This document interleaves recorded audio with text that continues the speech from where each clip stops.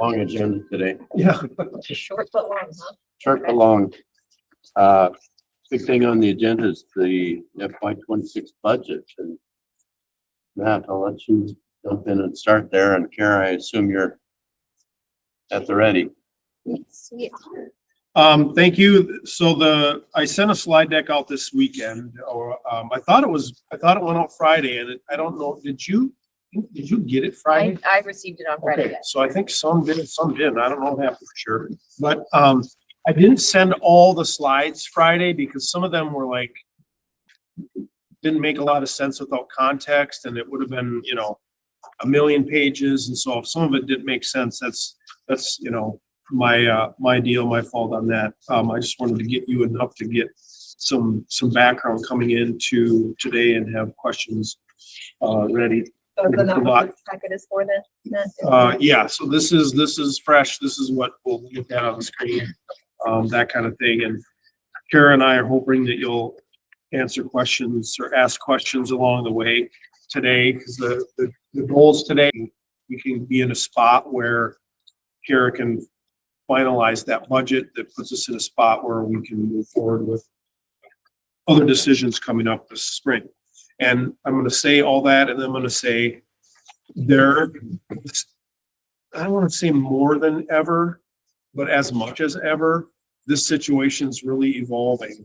And a really good example is we're sitting here today, and the state in the 23 session changed the law that bases per pupil funding on inflation.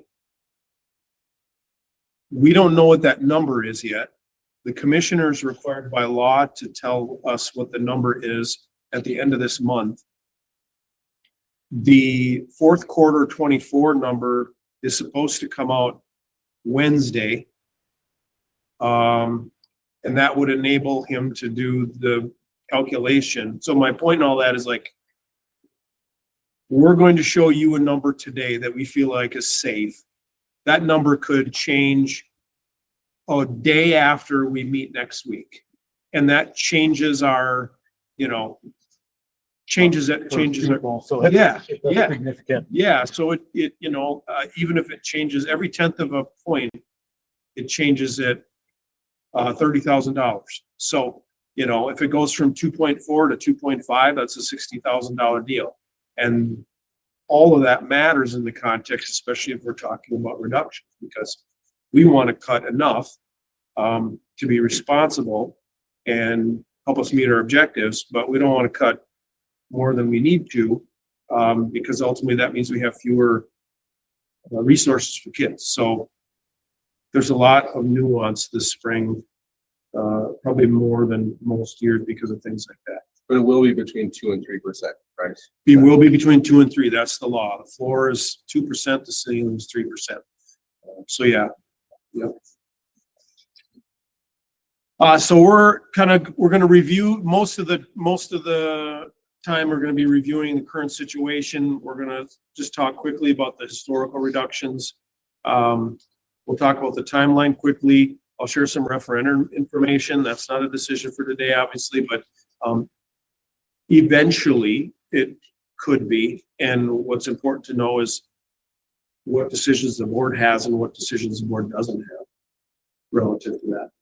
And then we'll talk, the other 40% of the meeting will probably be the budget assumption pieces and where that leaves us, and how those budget assumptions affect our corresponding reductions. All right, so there's a number of graphs in here. And so again, if you have questions, please take time to ask those. And we'll get started. Karen, you want to kind of finish off with this? Thank you. And like Matt said, jump in and ask us questions anytime. Sometimes I want to save my question, then I forget it. It was important so just feel free to interrupt anytime. I did hand out our year to date. So I do this every month. I check our finances, see where we are year to date, budget compared to actual. So when you look at this, we have, for me, it's very helpful to look at where we have been. What are our trends? Like, trends mean a lot. most of the time, unless it was during COVID. So we have our 23 actuals, our 24 actuals, our original budget that was approved June last year, our working budget, which I'm gonna ask you to approve coming up, and then where we are year to date. So at the top, it says, you know, at 12/31, we were 50% of the way through the year. So, you know, most items should be close to 50%. A lot of them aren't, and there's a reason for that. And the important part is, I know what that reason is, and if you have questions about it, ask me. On the second page, something that's specific to school districts, and I try and do this in a semi-accrual way. So the state holds back our aids. So in our budget on page 2 under state aids, I'm estimating we're going to get $49.7 million in state aids. The state holds back a percentage of that. And they hold it back for good reason, in case our estimates are incorrect, if our students change, circumstances change, to balance their own budget. They balance their own budget on a cash basis. So they hold back these revenues to help balance their own budgets. So I have a $9.5 million receivable in there for state aids. The other part is, and you can see our COVID money for the past 2 years, 23, 24, and then the 533,000.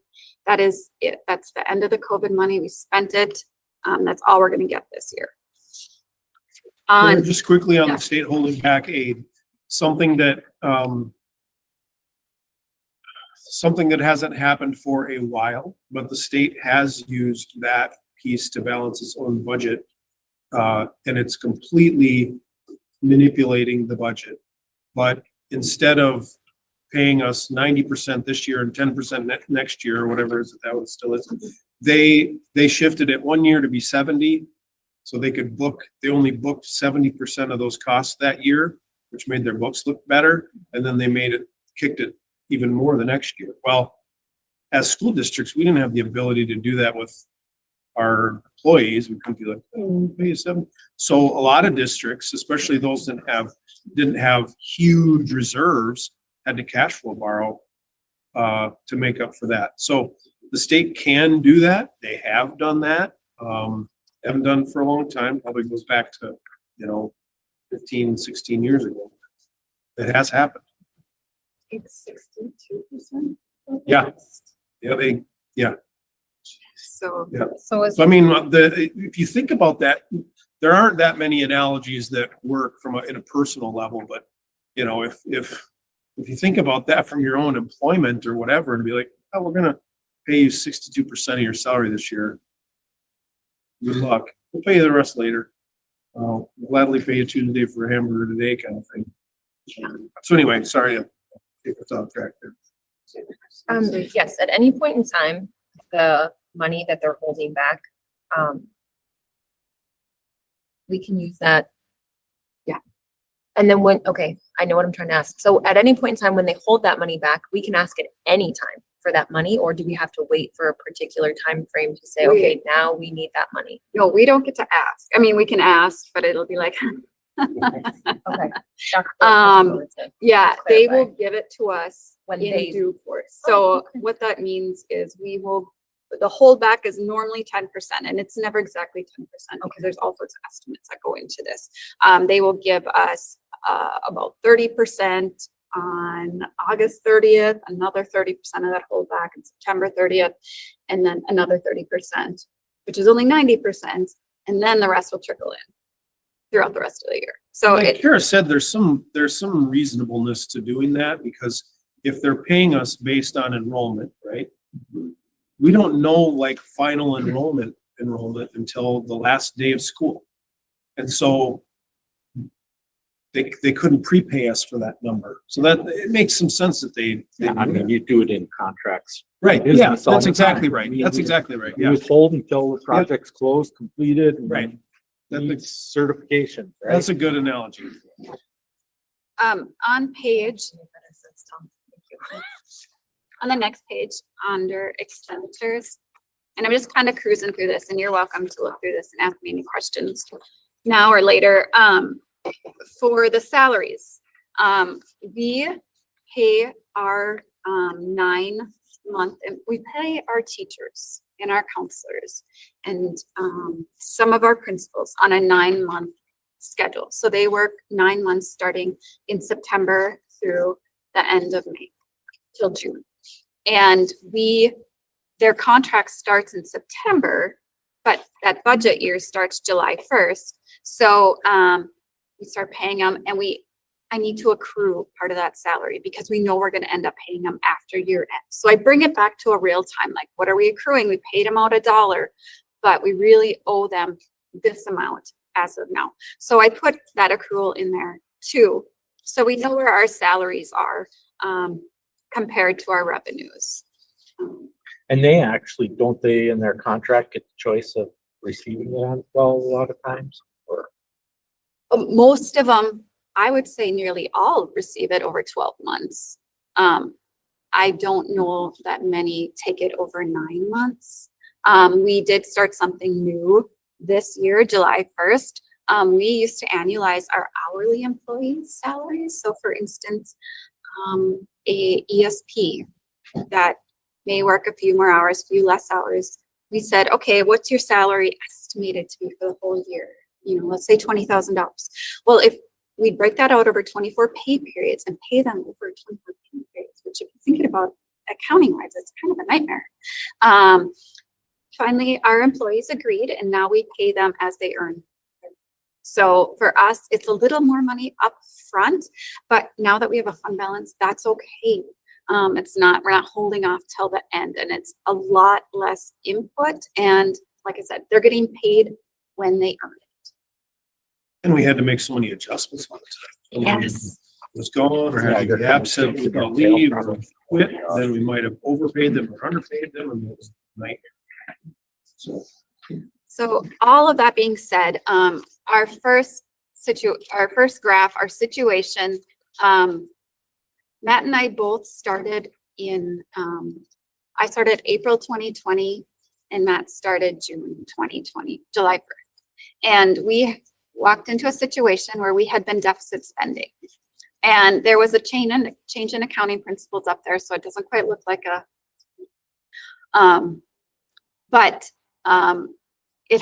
we had been deficit spending, and you'll see that further on in our fund balance, which was basically our health, our savings. COVID happened, fiscal year 21.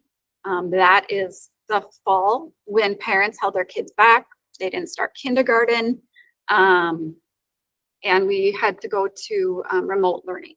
So you can see we've made a real effort starting in 2021 as far as cuts go. And we've been cutting since then, and you'll learn why. But in the past 3 years, we have balanced our budget and had operating surpluses in fiscal year 23 and fiscal year 24.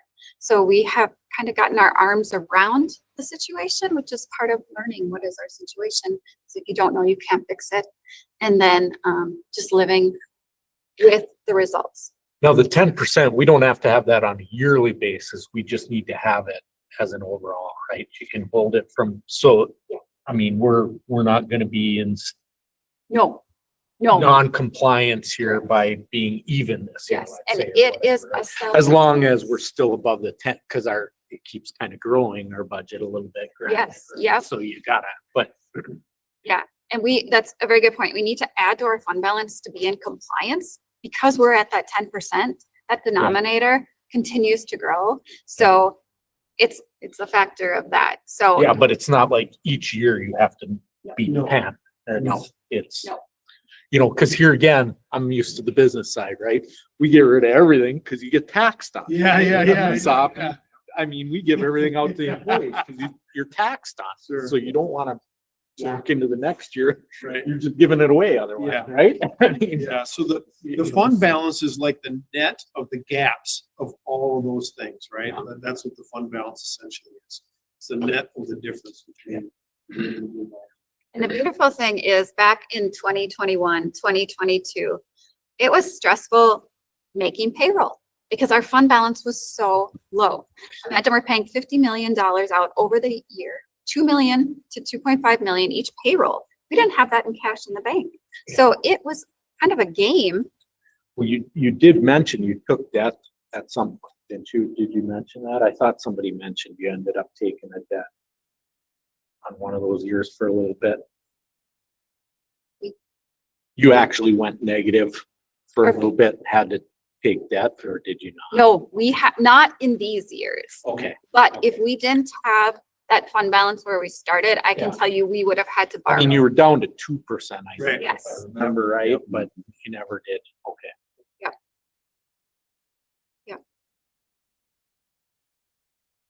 Fiscal 24 is like this kind of, we've shown this graph a few times and you see this blue bar just kind of jump. And, you know, there's a few things that go into that. One, fiscal 24 was the first year of the effects of the 23 legislative session. So there was 4% put on the formula there. That's a $1.1 million, right? There was a huge change in special ed funding that was well over 2 million. There was the other 2 million? Compensatory went up by 2 million. You'll see that graph in the later. So that was $5 million, probably over $5 million. Yeah, well over $5 million. Just those three categories of revenue jumped up. And then that's when Kara booked the majority of what was left of the COVID fund. So that's why that blue bar is so big for fiscal 24, and why it comes back down because of the COVID funds. So were you able to control COVID funds? Is that Yeah. what I'm kind of hearing? You were Mostly. given like this big bucket and just said, use it as you need it type, or? No, I mean, if it was that simple, I think we ended up with 14 different COVID grants with all different deadlines, different spending parameters. There was only one grant I wasn't able to use, and that grant let us establish a testing site at our district. Like, we were in the business of everything there, testing for COVID. So we hired nurses and we weren't able to use all of that grant. But the rest of it we did use, and the final grants were big buckets. And so I asked, can we pay for our health insurance? Like, we supplanted, which was allowed, thankfully. We didn't create new expenses. We said, this is, you know, one-time money. Let's use it to the best of our abilities. And we did. Yeah. This is where our money comes from. So the state aid is the largest percentage of our revenue. Federal aid's very small. This is fiscal year 25. In the past, in a follow-up chart, you'll see that the state aids have been 7 to 9% the last few years. But this is very realistic of what state aids typically are. They're not a lot of money. You would think it would be a lot more. It's basically special ed and title funds. We do get a little bit of Indian ed, and our DRIP grant, drug-free grant, is also federal. So that's it. Taxes is, and other local is county apportionment. It is the tax revenue, some taconite money in there. There's just these little, you know, amounts from the county related to taxes that we get that make that up. And then fees, donations, miscellaneous. Yeah, that's a lot of items, and that can best be seen on this year to date. All these other revenues, but this also includes our tuition payments. We bill out for North Homes. There is, we serve a lot of students that aren't our. So that doesn't go in the per pupil or anything. That's not showing anywhere in per pupils. Right?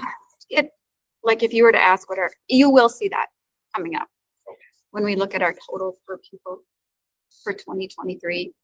It's all in there.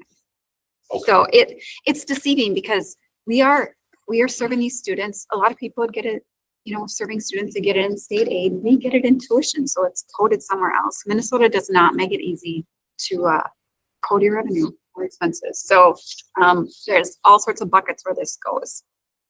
The other big one is MA money, third-party billing. I'm budgeting $700,000 this year, and we bill for PCA services. physical therapy, Speech sometimes. yep, OT, yep, Yeah. all sorts of therapy. I mean, probably most of the stuff in here, a good part is billing, right? In this building. No, we actually only have one staff that handles the third-party billing. So it's a lot of responsibility on the people. Well, I guess, I'm sorry, not by billing, but fees, let's say. Yes, Oh, for like sure. the leases and rents we have? Well, and our agreements with Hill City and whoever else is in here, right? We'll have billings to them for some of the students in here. Or you're Oh, thinking for the ALC? Yeah, ALC, I'm sorry. The ALC. I'm sorry, I'm getting acronyms. I'll get them sooner or later, right? The ALC all goes through our state aids. Is that Hill City kid, when they come to the Area Learning Center, they are our kid? They're- Oh, In the okay, so they state, actually They look. do a student transfer, It's basically. It's basically open what- enrollment they at Open that point. enrollment, that's basically right, yep. But that's not the case at the correction facility or the, Right. So their And the their other whole district acronyms. is getting aid for them. and then they're we paying bill us them back. fees, right? Yeah, okay. Yeah. Okay. You build their home district. Yes. Then in turn, are we billed for, the PSEO, or is that? Yep. something- Yeah, we are. That can be a shock when it goes the other way too. It can be. I've been on the other end of a bill from, I remember getting one once from Fargo. And it was this tuition bill from a kid that had been placed there. And I was like, are you kidding me right now? I'm not paying this. My business manager's like, what do you want me to do? I mean. Yeah. Can't fight the man on this one. So the thing, I was an auditor for 10 years, and when I look at our chart, this is kind of our reality, but what this chart says to me is we have very little control over our revenues. The state tells us where our money's coming from, with 78% of our revenue coming from the state, 4% from federal. Our local, the money we have control over, fees and donations, 5%, and taxes, we can't increase those. So that's what it is also. We have very, very little control over our revenues. I was curious, and just for my own. Yeah. Are there, again, 5%, list donations, are there any significant donations? I mean, I get, Yeah. there's probably a million little ones. Yeah, take, Kind of curious. you can take a look at just for my this. own. This list, Which page, I'm sorry. this is the first page. Okay. And The then, one that says revenues. Endowment. Yep. Yep, our endowment is very generous. Our teachers apply for grants and they are very generous at awarding grants to our staff, which is nice. They award them for things that normally we say no to because it's not the have to have, it's the nice to haves. And it's good that our staff and students can have those. And then donations, we have gotten some, and I honestly don't remember what's in here. No, that's fine. But, I'm just kind of yeah, curious. Yep, we do get donations. I think at one of the most recent school board meetings, there was a motion to accept, is it every month that we accept them or quarterly? Okay.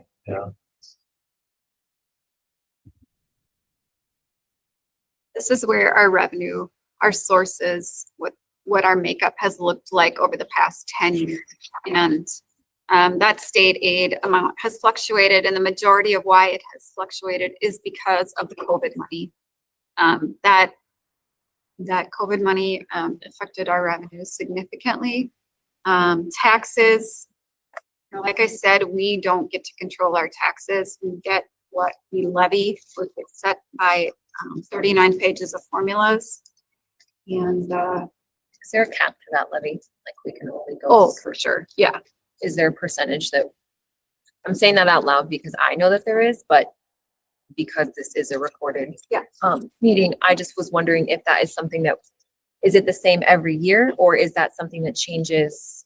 It changes based on any changes in statute, but it also changes based on our enrollment. And It can change based on taconite production. I mean, yeah, increase in taconite production, increases taconite production tax, increases revenue that we get to offset our local taxes. I mean, Yeah. things like that, again, play into this that, we don't have any control over, but it's mandated and set. Yes. Is there a number per se, that we would ever be able to tell the community, like, this is how much we are able to levy from you as a community? I know that, I just wanted to make sure, sorry, just trying to like Yeah. get it out there to the universe kind of thing, yeah. And there's no inflation factor in our taxes. So for instance, our school resource officers, we use safe school levy to pay for them. The safe school levy has been between 152,000 and 155,000 for probably the last 10 years. No change, but our fee charged from the city goes up because they're paying the staff more, but the money we get to pay for it does not go up. So it's Which is why if you watched, the last couple of years, tough decisions about school resource officers, the bucket of funds that we have been able to afford two out of, now all of a sudden we can only afford one. So those are the kind of tough decisions that come out of really not having control. And, again, we've said before, but the city and the county have a whole different relationship with their levy as us. If the county wants to give 8% raises to all their employees, they can just levy in to give 8% raises to all their employees. We don't have the ability.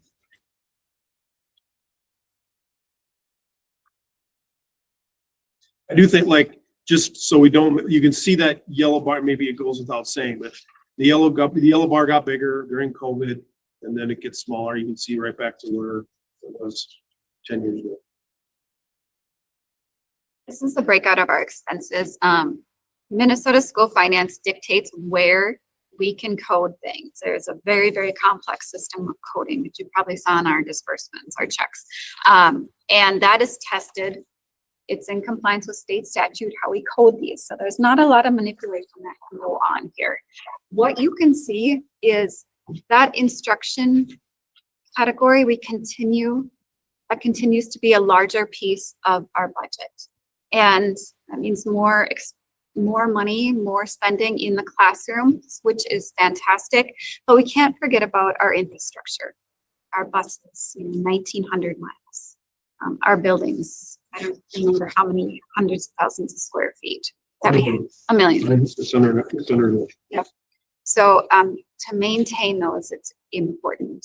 The administration has decreased, and just pointing this out, we did hire 2 people in administration, support, help, because we took on the financial duties for IS, which is our special ed and early childhood co-op, and also Nashwauk-Keewatin. So we get paid from those 2 organizations to do the accounting and HR work for them. So we hired 2 more people, yet our expenses shrunk by 1%. So bringing money in, which is on the revenue side, expenses are here. Now, again, when we do that, that's a fee. Yeah. Does that show up in the fees? Yep. Yep, we're charging each of them approximately $140,000 to do that.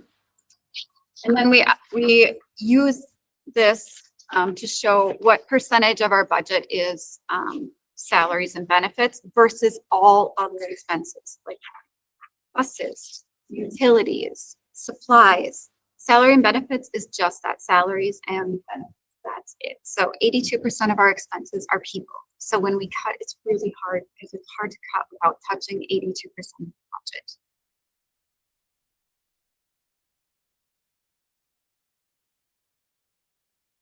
budget.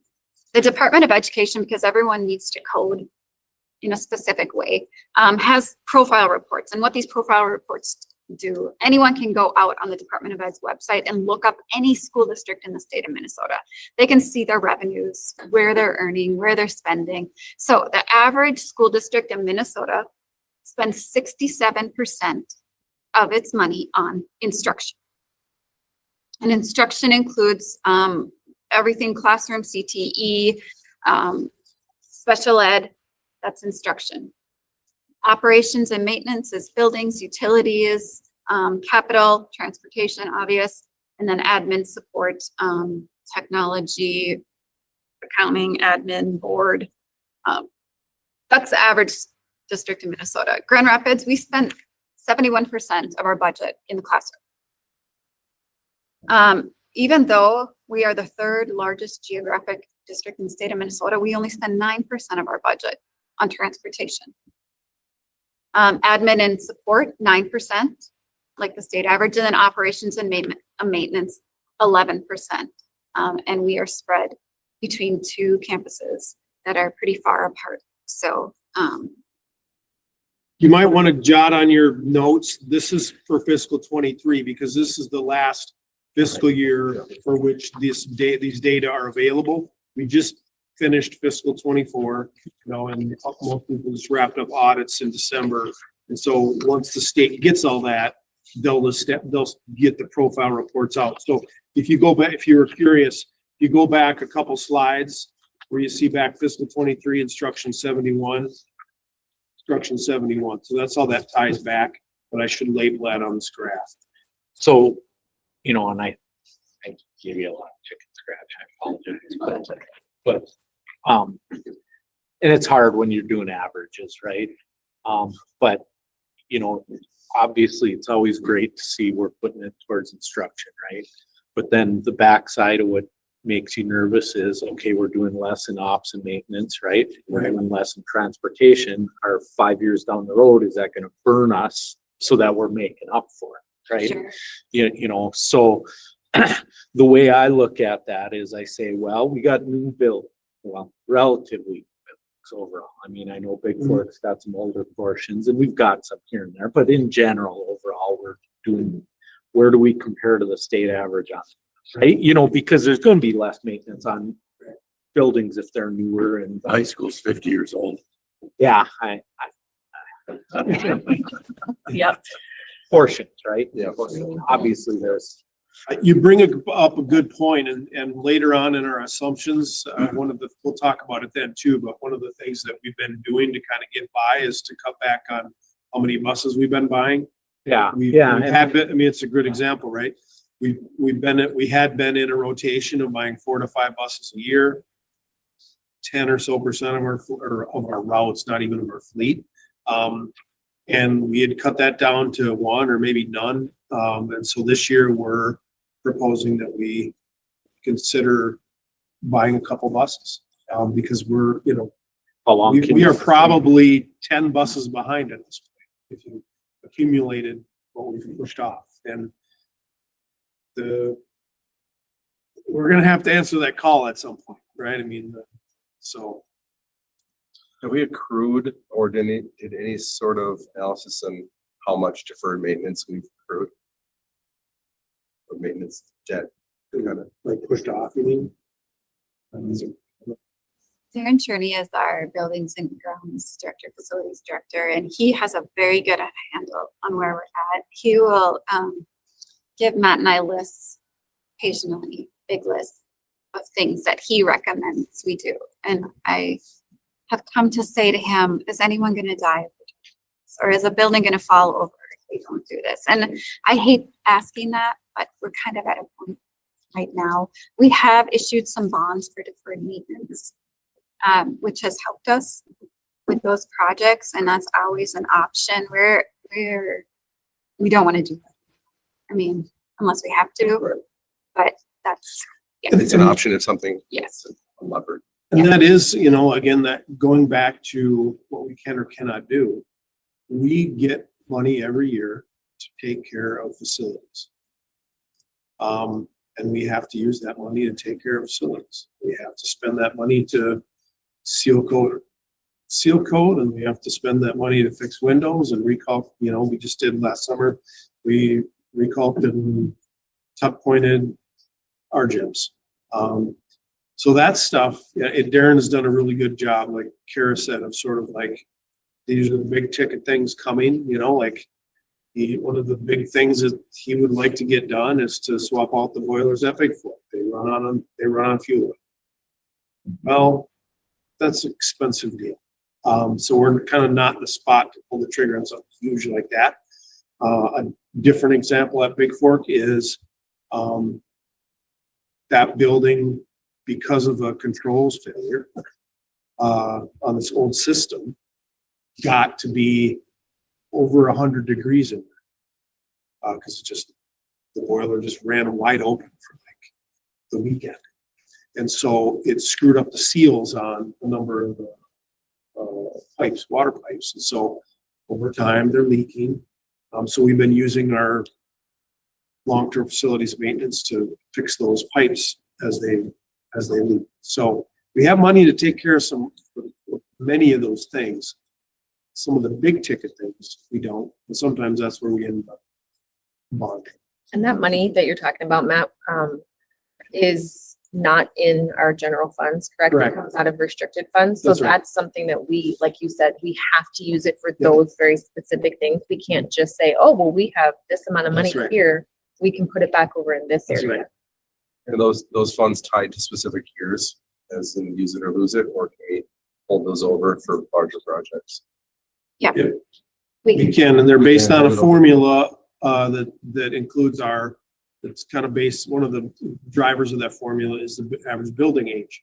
Mm. So you even think about the last few years when East and West opened, our average building age went way down, which meant that our LTFM revenue went down. Which, I mean, to some degree makes sense. Sure. You know, we were taking Well, care of. again, that's why that percentage goes. Right, up. that's right. Yep.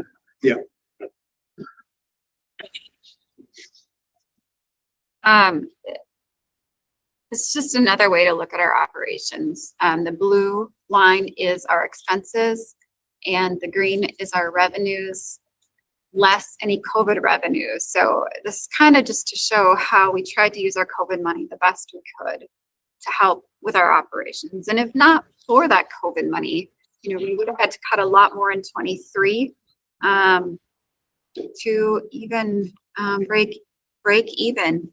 So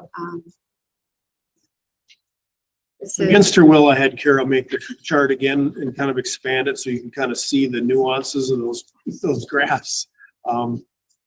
She didn't like manipulating the scale, which I appreciate, respect. It confused me a little bit. I'm like, is this the same one or not? Well, I picked up on that, actually. Read the title a few times and looked at the scale on the side and I'm like, oh, we're starting at 40 on this one. That's my fault. That's my doing. but you can see it better. Yeah. No, That it was the does point, help. to be able to stretch it all. This is our fund balance. This is a measurement of our health. The state has a very strict way of measuring this. This is in accordance with our district's fund balance policy.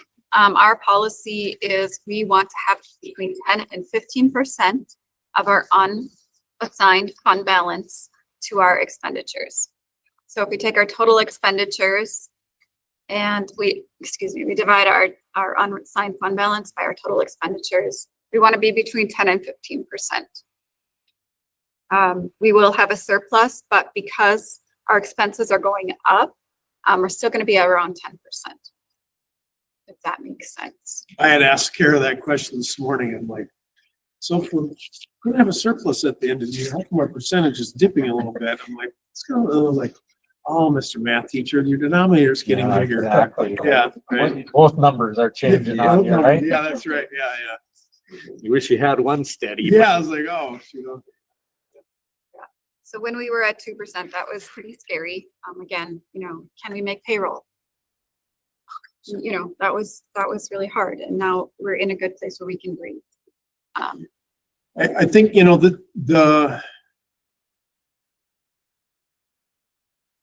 this graph's really meaningful and to a lot of people, but I think for,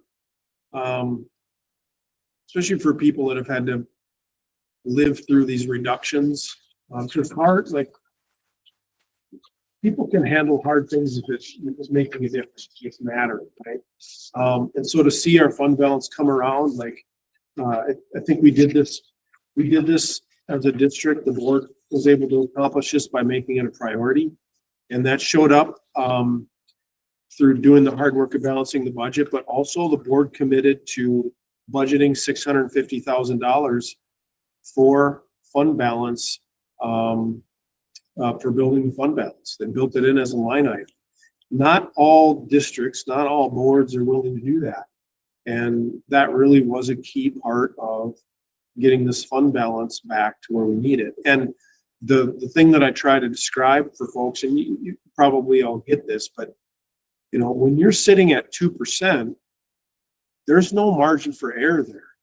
If you're, you know, we're talking about 8 or 9 assumptions today. There's another 15 that are sort of, you know, nuanced in there or buried in there that are smaller, but you can't afford to be very wrong on something that's really unpredictable if you're a whisker away from going below 0. Well, that boiler you talked about, big. Yeah. Right. Evaporate. That's right. Right. That's exactly right. And when it So, goes out in 10 below, you don't Right. have any choices. right, that's right. Right. Yeah.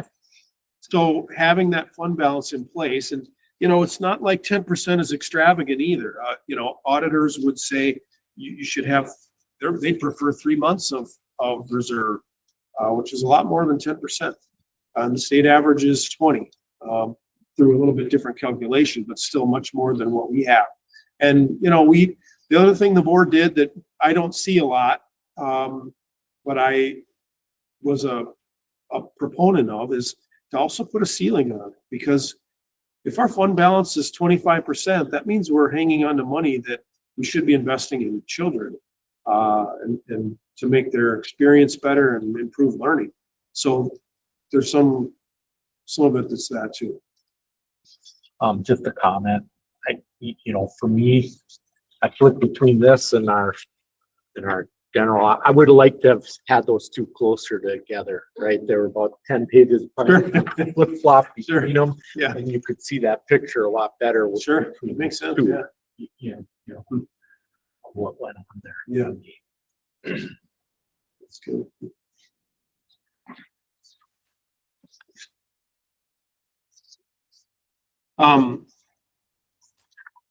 The state, and Karen mentioned this briefly, but the state has a calculation for fund balance that's a little different than, you know, the one that she referenced. And so when they're doing calculations for statutory operating debt or other things, it's a little bit different than this. But it just creates complexity with the graph. It's the same shape.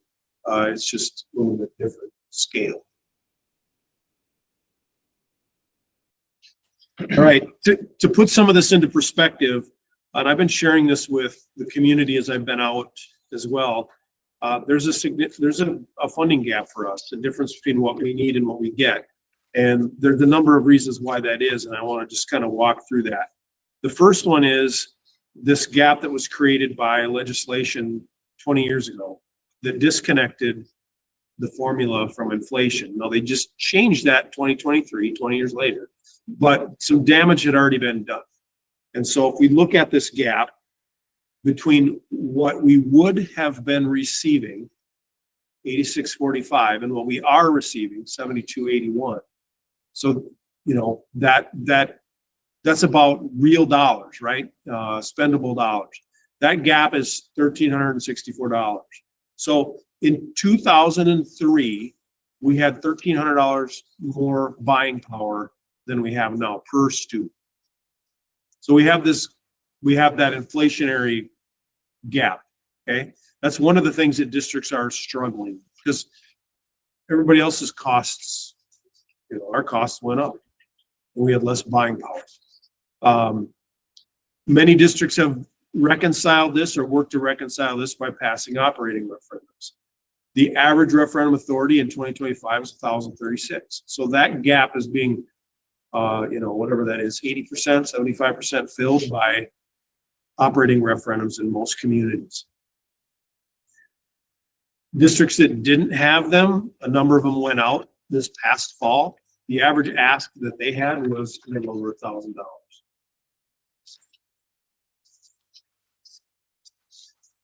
We're funded less than state averages. You can see in the table, and I added per student here because it's complicated if you don't know what these numbers, the context of these numbers. We spend less than the state average per student. About $1,300 less. We get less than the state average per student from our local community and local taxes, local revenue, $875 less. We also get less from the state, $439 less per student. So if you look at how much total we're getting less, it's about $1,300. And the point that I'm making when I'm in the community talking about this is like there's this trend here, right? Like it's this $1,000 to $1,300, $1,300 gap in inflation. We receive $1,300 less. We spend $1,300 less. Most districts have filled it with $1,000 plus additional local revenue. We don't have access to any of that. So something that I've been trying to message to our community, we get less money than average, we spend less money.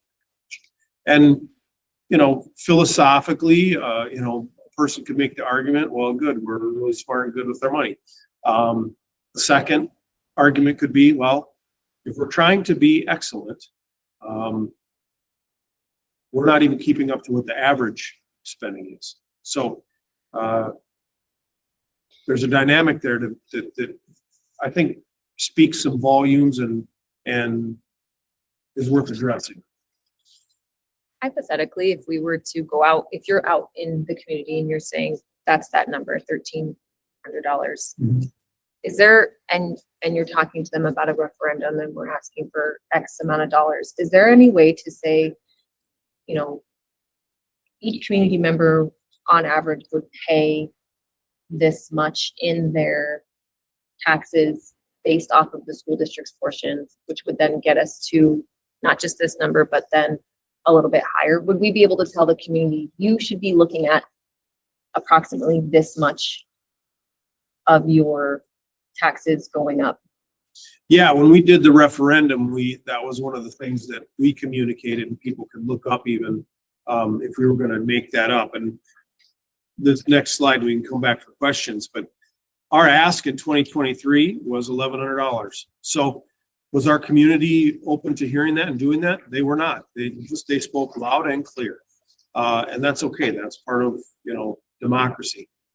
But our number wasn't irrational. I think if you look at $1,300, $1,000, like all of those data points indicate that $1,100 wasn't out of line. It was not what people were willing to do. And again, that's the point of the vote, to answer that question for us. It means that our students have less academic opportunity than the average kid in the state. So when we look at operating referendum, right? I mean, right now, I think the stat is 70 or 75% or Yeah. whatever. I think it's further in here, right? Yeah. Have operating referendums right now. But like outside of the metro, or I mean, it's like 90% in the metro, correct? Yeah. Or it's significantly Yeah. higher in the metro. That's right. Right? Mhm. And I'm just kind of thinking, oh, excuse me if I'm not making a lot of sense, but I never do, Tom, go for it. yeah, Go ahead. when we look at that, that's also bigger schools, right? I mean, significantly, typically larger population, you know, 4A type Right. schools and all of that. So really, when we talk about that operating referendum and that gap, it's skewed towards larger schools right now too, right? And I'm just trying to understand the data and know what I'm looking at, trying Yeah. to find patterns, right? You know, because don't take this wrong, right?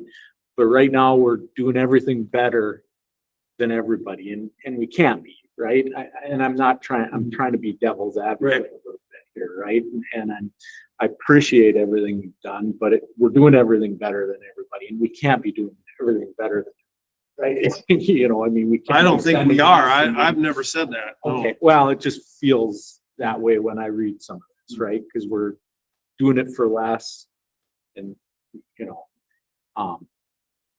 so I'm just trying to understand that data and look at it and understand if there's a tie to population of schools. Obviously, there's always going to be an economies of scale, and that's a challenge, right? When you start talking about an elementary group, right? Mhm. You know, we want to hit so many pupils per class, and if there's going to be a point that you can't go to that next, Right. but you're stuck here, and obviously it's going to cost you a lot less to operate there. And the next one, you're a full-time equivalent over, right? You can't split a class in half, is what I'm saying, right?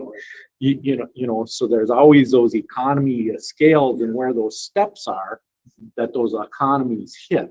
And I'm trying to correlate that. Well, that, you know? I need you to talk more about that because if like.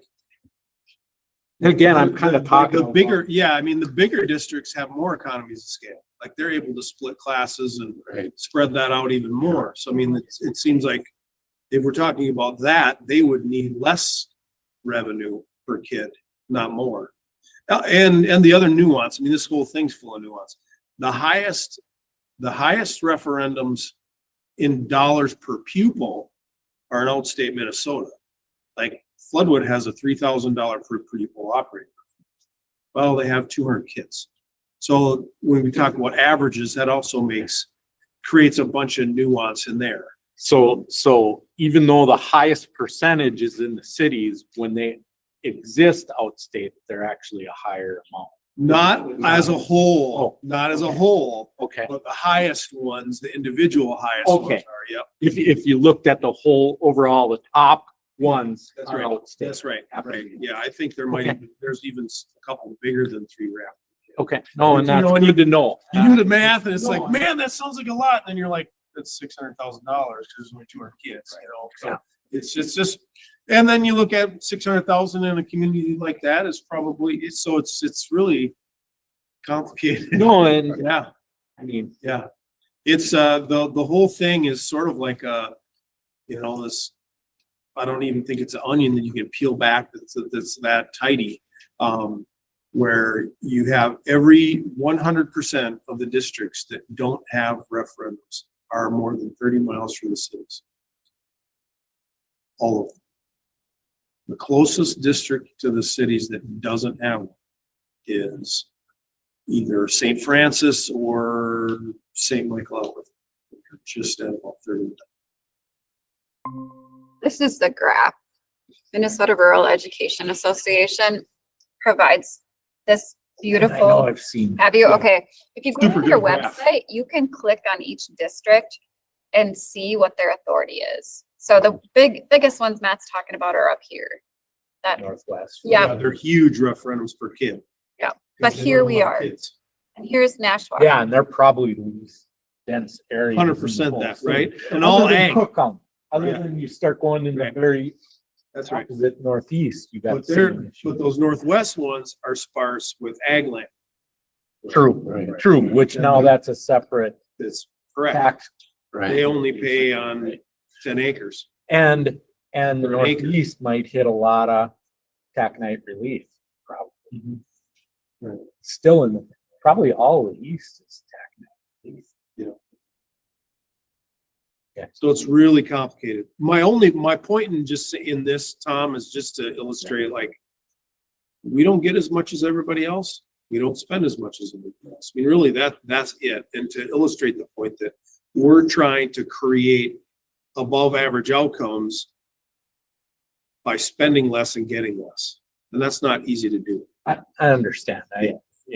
Just like I say, and maybe it's devil's advocate. Maybe I'm just a glass half full type sometimes, right? But I don't think you get better if you keep patting yourself on the back. And I'm not trying to make it Yeah. sound. Yeah.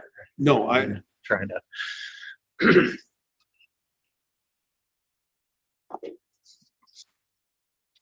Okay. No, I appreciate that. so far, I'm curious what you notice and what stands out about the data we've shared so far. Or do you have a question back one more time? Well, one thing on this slide too, this separation here on this. The other thing I did for myself that kind of helped me, and I don't know if you're planning on using this ever again, right? Or if this is the end of this, but I ended up drawing a line in here because all our others really reference from 2016 on, right? Yeah. So I really wanted to look at this Oh, sure. relative to our stuff. Sure, yeah. too, Right, the Sure. rest of our stuff and where that is. And obviously, you know, there was a pretty good separation a few years in 2011 was where they started really seeing their separations, right? You know, 2010 to 2011 is where that thing really started diverging, right? And I wanted to see where that was relative to ours and where the next divergence really kind of happened, like, relative to our stuff. Yeah, right. To the rest of our district numbers. Sure, yeah. Not that I gleaned anything out of it, but I'm trying to Context. to Yeah, understand our numbers. yeah, right. Oh, makes sense. Comments, thoughts? What are you gleaning from the information so far? So What the, stands out to the average person, to you? well, sure. Sure, yes. What could I go out and say, like, somebody's gonna ask, well, how much money do we get per student? Without understanding all of these graphs, without understanding, you know, where the state ended up cutting out that inflation formula.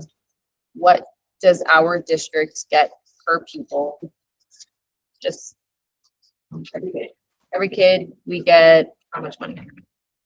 7284 or something, isn't it? Is that the The slide? basic formula, but in total, and I apologize No, for not having no, this, you're fine. just, I should know this, you know, it's, between $14,000 and $15,000 per kid. I mean, it says right there. I was just wondering if that, you know. Oh, yeah. Yep, yeah.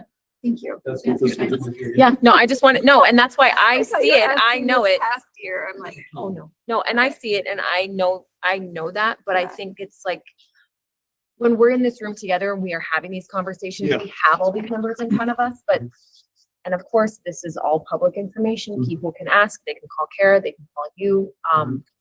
But, you know, that's not always available to give to the average community member. Right. When they're asking, they might not understand what all of this means anyways, but they do understand that one simple, Yeah, how much, well, and it's, you know. the trouble is, my next question would be is how old is the kid? Because we get more revenue for 300 seniors than we get for 300 kindergartners. I know. So, and then Um, that's the other part of it too. So that though is not usually the follow-up question. Right. But that would be then something where, how do you go down that path and explain that to the average community member and letting them know, well, it's not just this set number, but it's then, you know, it depends on the kid or their grade, their age. And so, yeah. But I think that's the risk and the challenge is to oversimplify it is, that's good at that. and then people make assumptions based on that. And the 14,000 includes all the revenue, right? Not just instructional revenue, but Right. everything. Yeah. And so then, you know, And I direct- math can get completed. That's not Yeah. real math. And therein lies the challenge of trying to explain. Because I think what you said earlier is important too. It depends. You know, Yeah. this is a number, but or asterisk. Yes, and that's the thing. Generally, those questions, and like you're saying, to simplify it it can get dangerous sometimes, but generally the question is just, well, how much money are we getting per kid? You know, and then there's nothing to follow it up with. They just hear that one part, and that's okay too. But it opens that door of communication or that line of communication to then have them ask more questions. They might go back home and think about that, and then there might be some more things that they start to notice or realize or understand, and so then kind of like a little planting a seed, if you will. The thing that kind of stands out to me is that our students have less opportunity than the average Minnesota kid. The numbers don't show the stress on the system. They don't show a classroom of 40. They don't show,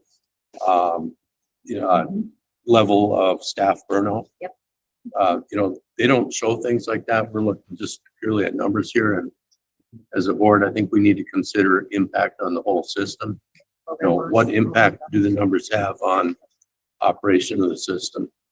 That's generally what I follow up on this, yes, we get this much money per pupil. However, that doesn't mean that we then have enough money to bring back our programs, to bring back staff, to bring back, and then the list goes on, but like Dave's not long, the simplifying.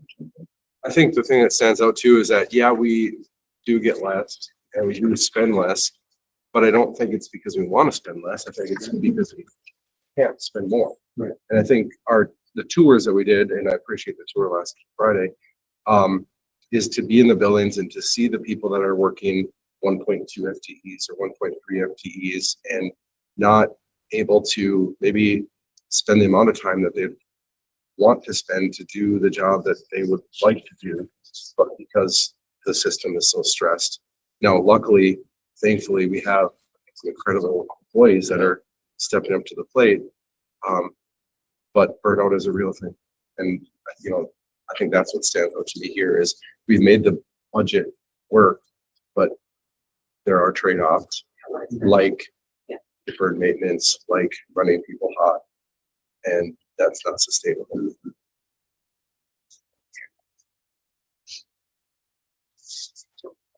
I summarized some things in the slide deck, and I think I shared these with you so that, you know, these are just kind of some summary pieces. I'm gonna read them to you. You can do that later. And we probably talked about these before. You've heard us talk about them before, but just some observations and summaries here.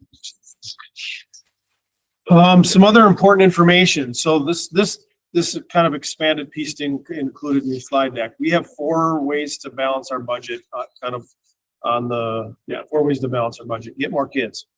And rural enrollment is going down, state enrollment is going down, and our enrollment has been going down since the 2019-20 school year. And there are some things we can do about getting more students. Like one of the things we talked about with the principals last week was looking at cranking up an online school to draw some kids maybe that have made that choice to go online, to draw them back. And so those are some things we can do to get more students without actively recruiting. That's a challenging thing. And, you know, there's lots of talk about economic development, you know, potentially in the area, but more jobs, more housing, things like that. When you talk about online school, you know, because obviously when we went COVID, we were on. Yep. Right? Yep. Is there reusable curriculum there somewhat, for lack of a better term, or you know, or is it pretty much you'd have to create it? Just There's probably, I mean, in some spaces, I'd say there probably is, and maybe even beyond curriculum, there's some skills that got developed during that for sure time, there's right? that, right? So, and our high school curriculum here in town and in the Big Four too, there's a lot of curriculum that is online now. Like my daughter is a senior. Most of what she does is done in Schoology or done through Schoology or through an online platform. So some of that is out there. Where we don't really have anything in place is at the elementary. And that's probably a spike that we've seen, or a change that we've seen over the years, is more online elementary kids. Oh, really? Mhm. Yep. And it creates a little bit of a philosophical paradox where I believe the best place for kids to, you know, a second grader to learn is in front of a great second grade teacher. And so do you acknowledge that choice is being made? Because it is, that those decisions are being made somewhere. And that it's not like you're going to stop that potentially really from happening. So do you make it more convenient? Do you make a choice that you're maybe not crazy about, more convenient? And that's not to say that learning can't happen that way. It can, and if you have the right situation, it can. But that's something we're looking at. A lot of programs, especially at the elementary and to some degree secondary too, they're using some curriculum that you can buy and kind of import. So that's something we're looking at as far as getting more students, but it is tricky. So when we talk about our decline since 2019, right, I mean, is it a decline? I suppose it's a combination of things, but I mean, Are we seeing just people moving out of the area? We've had a lot of job losses in the area and people moving out of the area. Is it people choosing to take kids out of public education? Is it homeschool? Is it, I mean, what, all of the above? And Oh, yeah. We've had 2 private schools open in the last, 4 years. That's, 100 and some kids. Homeschool.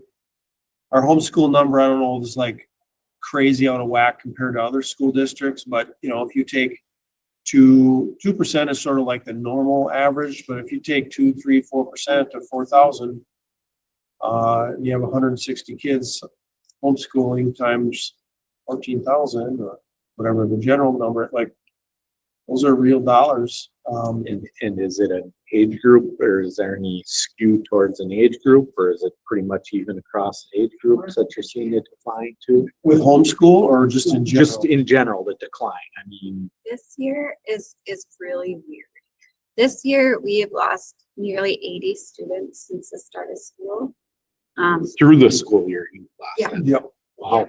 Yep, Okay. and I appreciate your question about the enrollment. And so I have a graphic for that coming up. So you can see what grades have decreased from the prior year. So that's part of, the work that we do is looking at our enrollment, updating those estimates. Like Matt and I check our enrollment weekly.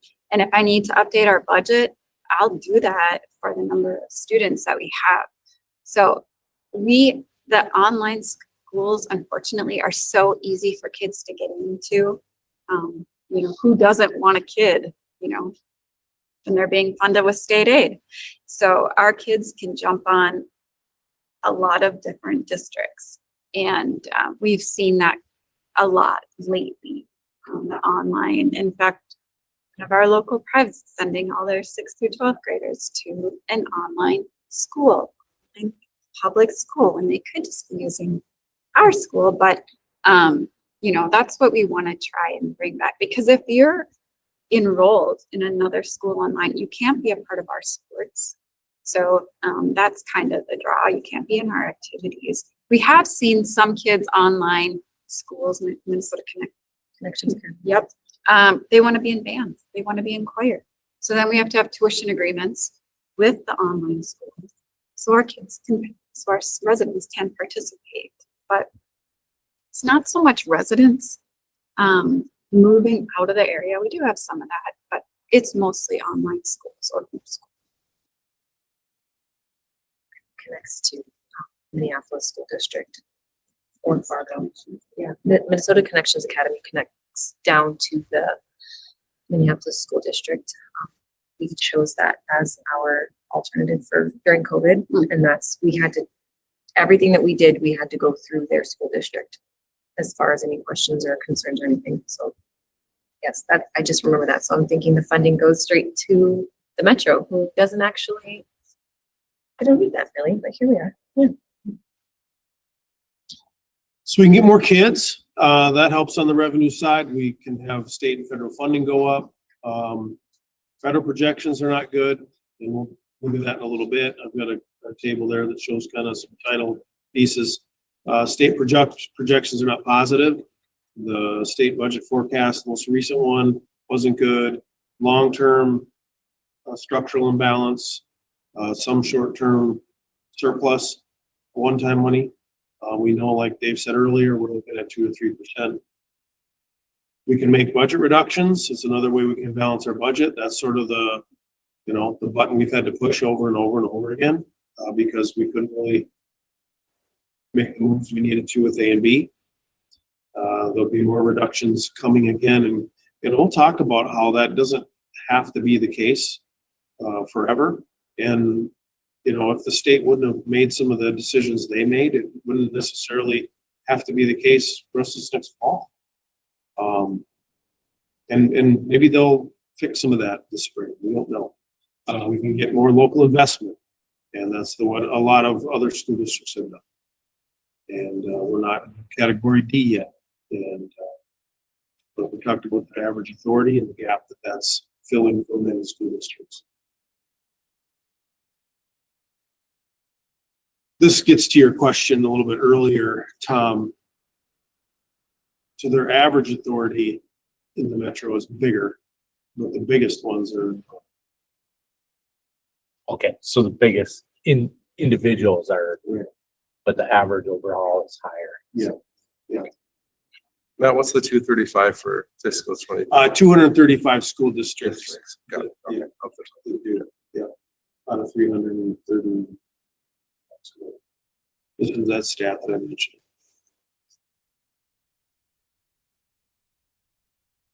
So there are some in outstate, obviously like us that don't, but all the ones that don't are outstate. And, you know, this gets to, I think a lot of things, geography, demographics, broken equalization, tax, capacity. And we shared during our referendum, how just the inequities that exist and what was the district by Bloomington? Richfield. Richfield ran a referendum for almost the same amount of money as ours. And it was gonna cost their taxpayers much, much less for the same referendum because their tax base is structured different. That's just inequity. It's just has nothing to do with our kids in school here or people that are calling this place home. It's just a funny inequity. Yeah, and the fact is we had a challenge in town of what's been going on with other local Right. tax increases that hit at the same time. Right. I mean, it's tough. Competing and. Yeah. And again, some of those others didn't necessarily have to go to the voters even. Right. Per se. Yeah, we shared, we did kind of a debrief and talked about some of the learnings from November 2023. And I think we learned the timing was just really brutal. We heard that from lots of people. We had lots of phone calls and a lot of people said, this was just the worst time to try this because we just got hit. We had a lot of people that said, we're for schools. We just can't do this right now. So timing was tough. The amount was more than people were willing to do. And it was complex. The structure was complex. So, we learned, and we move on. The request, was it question 1 was for how much for people? 1,100. Yeah. And that was an operating referendum. The second one was the capital projects levy. And that would have freed up general fund money in a way that seasonal recreational properties have to pay on a capital projects levy. So one of the things that we heard when we were doing some pre-work was we heard from the community members like, everybody should be paid, not just the people that live. And so that was question 2 was an attempt to sort of spread that out a little bit. And then I think it just got to be too much, too hard to explain. That was something that was discussed at the luncheon with the legislators. Senator Farnsworth, he's one of the co-authors to that particular bill for the taxes on the recreational property. Yeah. They are going to be reintroducing that in this particular 25 session. We'll see what happens with that. It almost got a controversial invest. That is something that would be hopefully. But again, that only applies if there's an operating That's right. referendum in place. That's right. That's the. It makes it more, like if you're Nashwauk and you're sitting here with one, the cost of those taxpayers will go down. Or if you're going out to run one, the cost of that referendum will go down. So just to get a frame of reference, a $500 per pupil referendum on a $200,000 house was $12 a month. Now, if that legislation passed, it would be less. So, those kinds of things would help. Right. The legislative session, they won't fix, what we have going on. I mentioned that state outlook, the timing will be too late. They won't be done till May and our budget will be much, during the left track at that point. We have to have our ULAs, our unrequested leave of absence, contractually kind of wrapped up or communicated by mid-April. They have to be completely done by the end of June, and there can be some challenges to that have some specific timelines that we have to do, and hearings, things like that. So we really have to have these backed up at the end of that March and April timeline, and the amount won't be in it. So there just won't happen. Even if we got all the money from them long term, it still would be really, really tough. When I look at legislative advocacy groups, they're kind of planks that they're working on. They're focused on fixing things that were broken in 2023 or they're affecting us now, and I'm really on board with that. Specifically unemployment compensatory, we talked about all that. If those two things were fixed, we'd be in a good spot. We're gonna do more talking about compensatory, right? Yeah, we are. Yeah, I got there's a some graph on questions. that, some more. Yeah, for sure. And I've got kind of a deeper dive into that too, and some more, create some more context there. You'll see a little bit later, but our staffing costs are estimated to go up 932,000 just with steps and lanes. And that includes the health insurance estimation. So that's why I had that asterisk there, because that 8% is an assumption too. We're in the fifth month of our insurance plan right now. And I think what you told me today that George said by March, we should have our insurance number done. Well, again, there's not really a way so we're using industry average, we're using projections that we have now, utilization projections we have now, funding projections that we have now to say we're going to estimate 8%. Based on that 8%, we've got 932,000 costs if all employees got 0 and 0 and got their step and lane longevity kind of increases, normal salary matrix adjustment.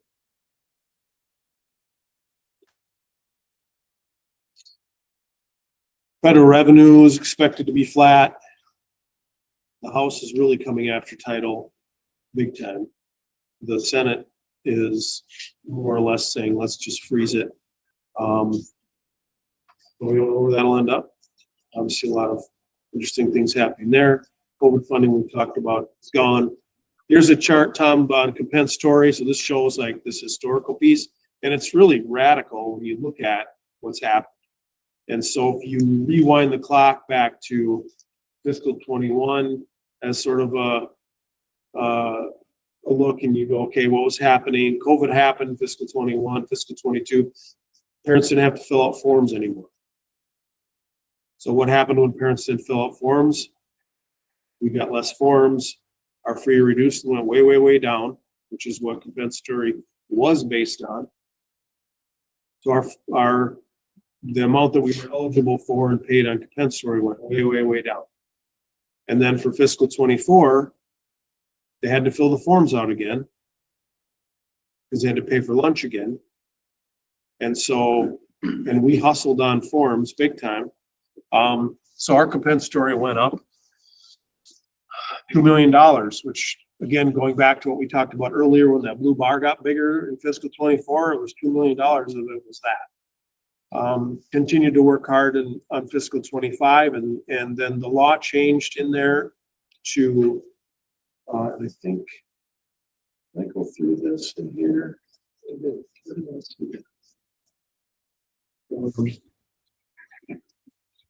Oh, if you look at your sheet,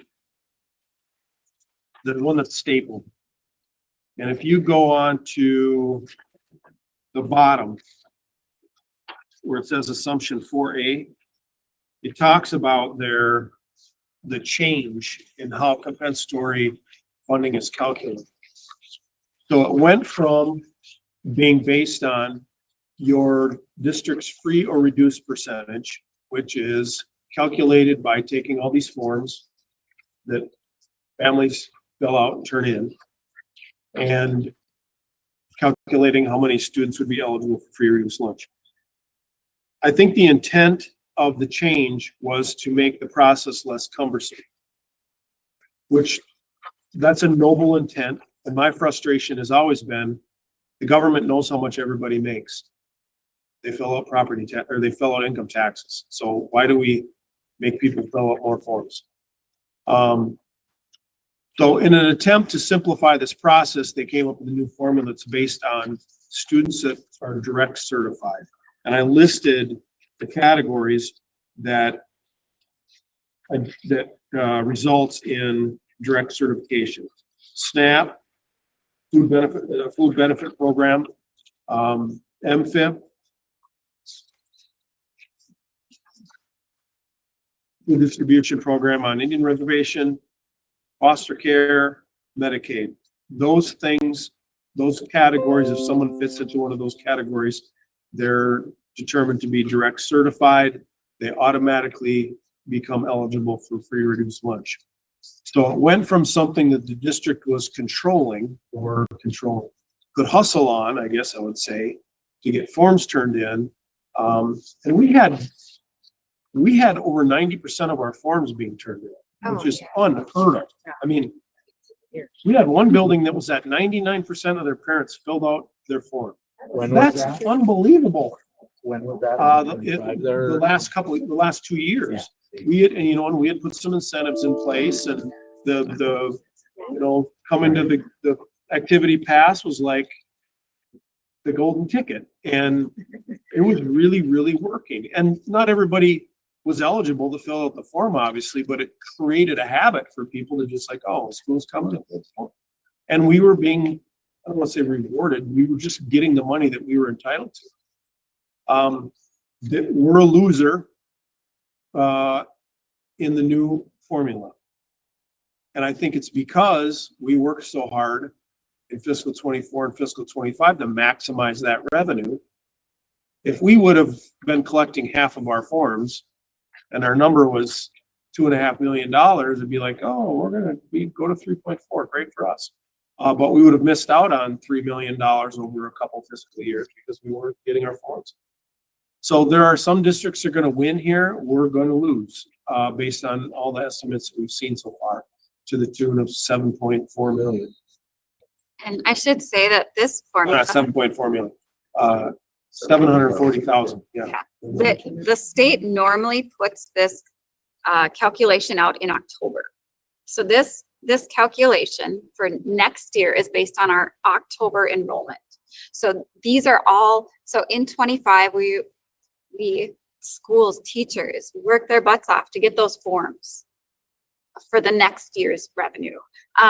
We had lived through those budget cuts and staff did what they could to get those forms in to build up this revenue. Where was I going with that? Prior year forms affect the next year's revenue. So I lost my thought, but So we talked about the fact that from 21 to 22, really, they changed it. They didn't make it mandatory, correct? And that we went down. Was it mandatory in 23, correct? Right. So it stayed down. 24 was it mandatory, or you just made a concerted effort to try to? no, Give you people- didn't have to, everyone got free meals last year.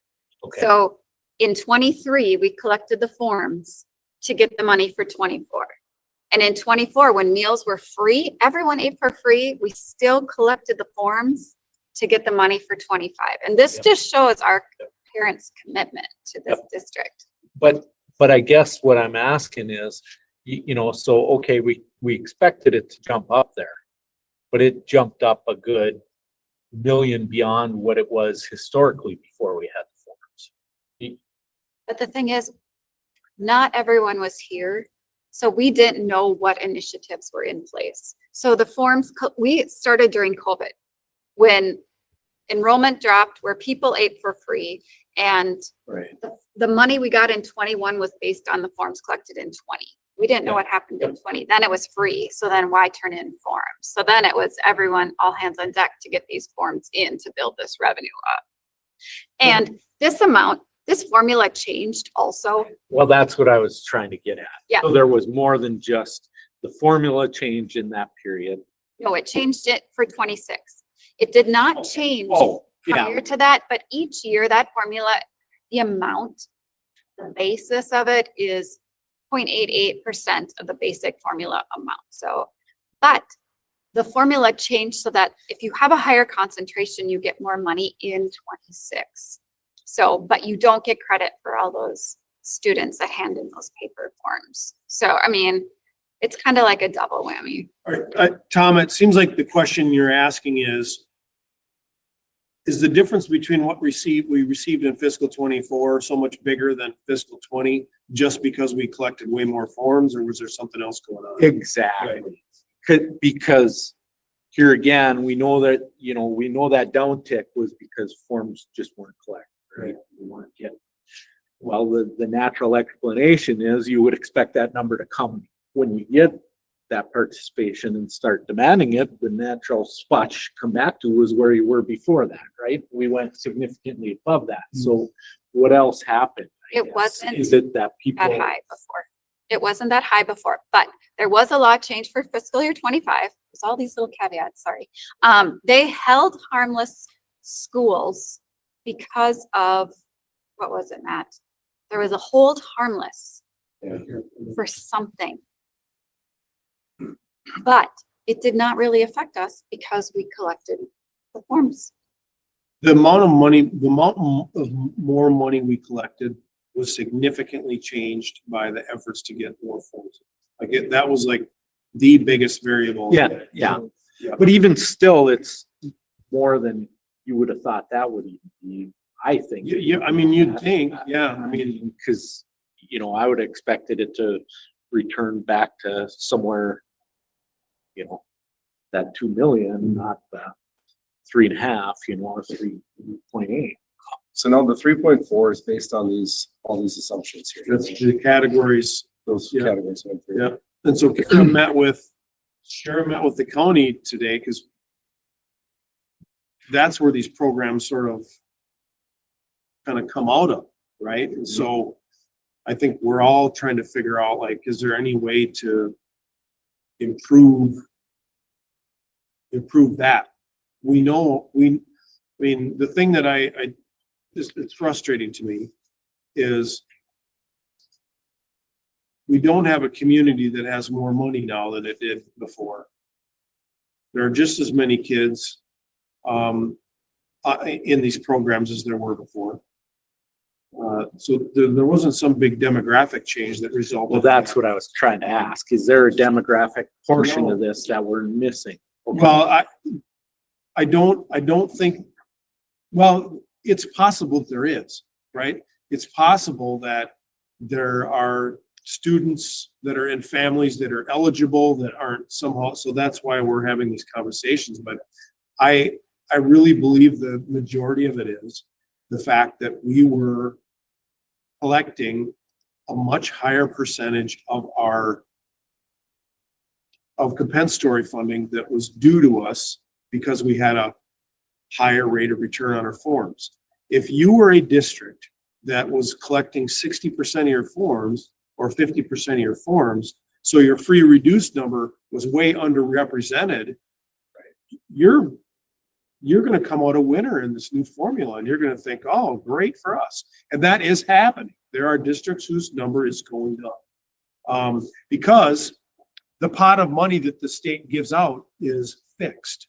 So this is all, how is this pot of 8, Okay, so this is gonna be a fixed pot on the state side. on the state side, it's fixed. So this pie is getting. So they're divided just, up. you, They just did, the part on the right side of the equal sign stayed the same.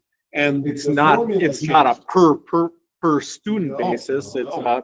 That's right. You get your percentage of the pie Yep. changes too. with And that. our percentage of the pie changed because. of the So, formula. so bottom line, even that, let's say that downtick we could see, could be attributed to the fact that other districts saw the success that some of the others by doing due diligence and getting forms in and may have done a more concerted effort on their standpoint.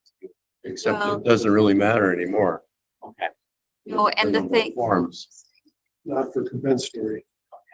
yeah. they haven't put the calculation out. MDE would put this calculation out starting in October. So it'd be based on our October 1st calculation, those students. So if we add a student in December, it doesn't matter. They weren't here on October 1st.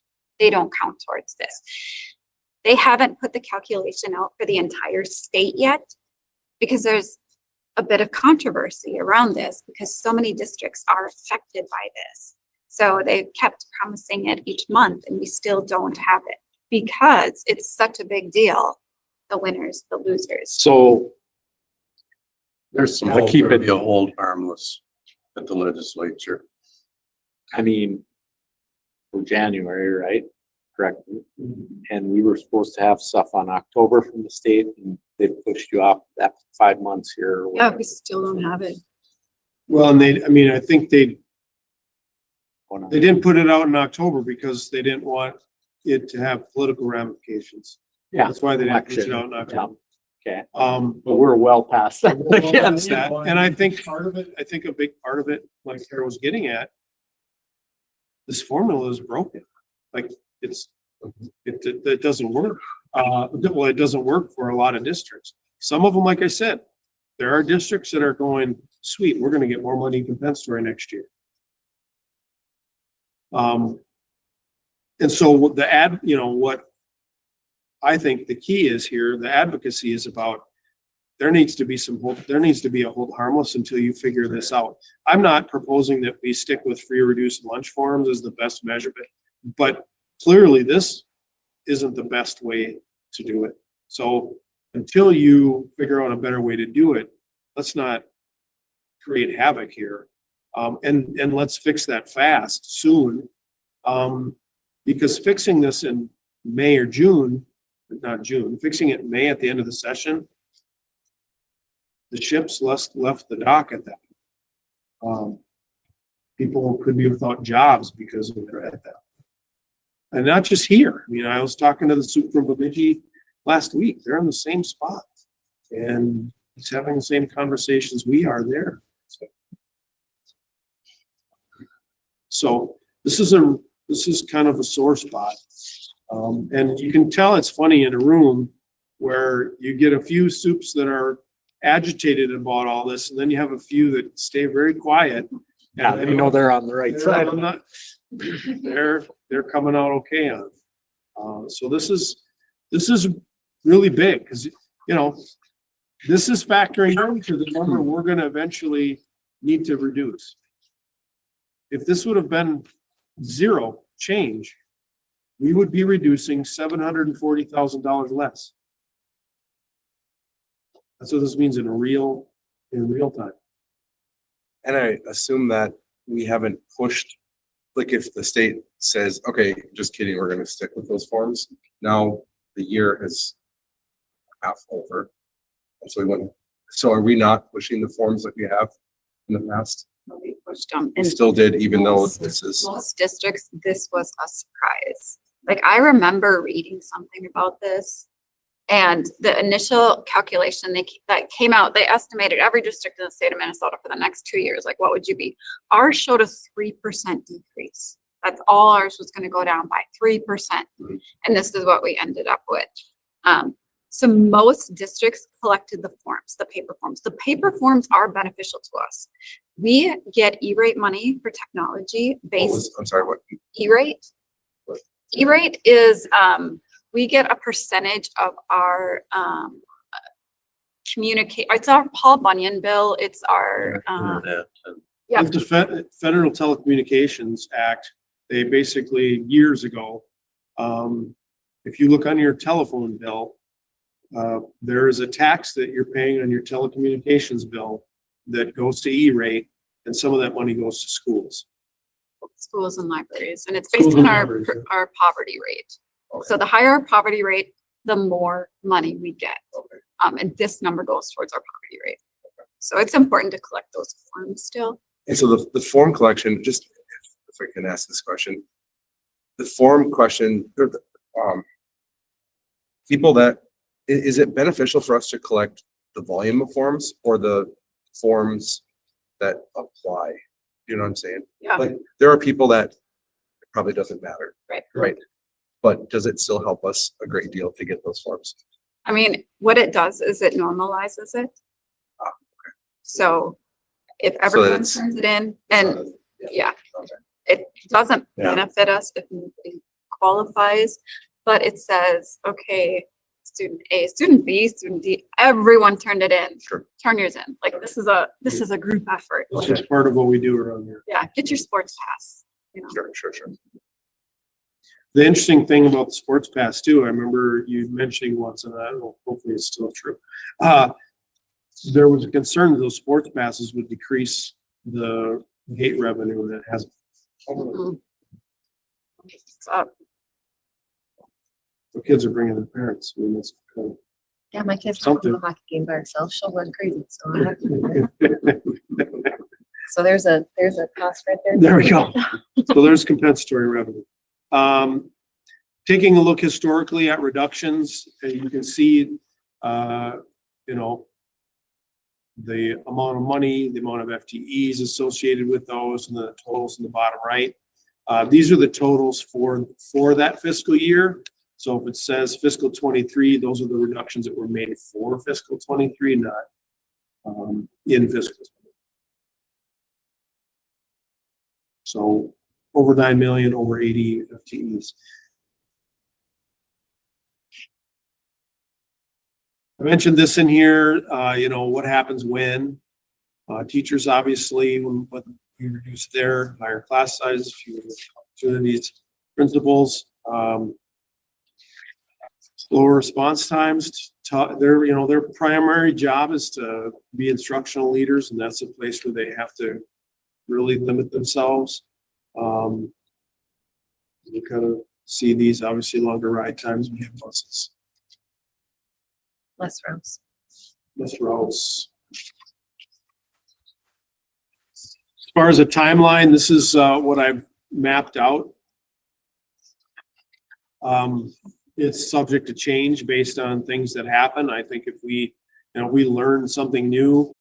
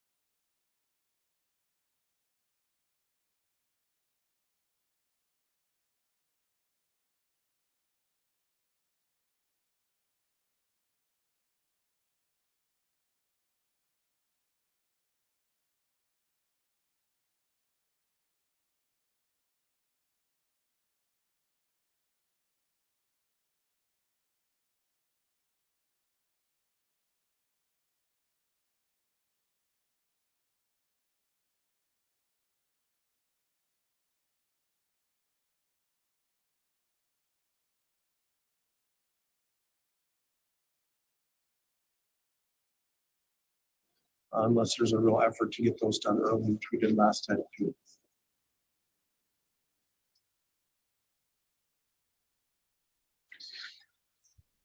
As Kara and I have made a number of recommendations as far as these assumptions go. The board's not going to approve anything tonight. That's not the goal. But Kara and I are sharing some recommendations with you, things for you to think about. We'll take a deeper dive into this next Tuesday. But this is sort of the mindset we had as we were looking at our recommendations. We're committed to a balanced budget. I think that's what's gotten us to the improved position we are.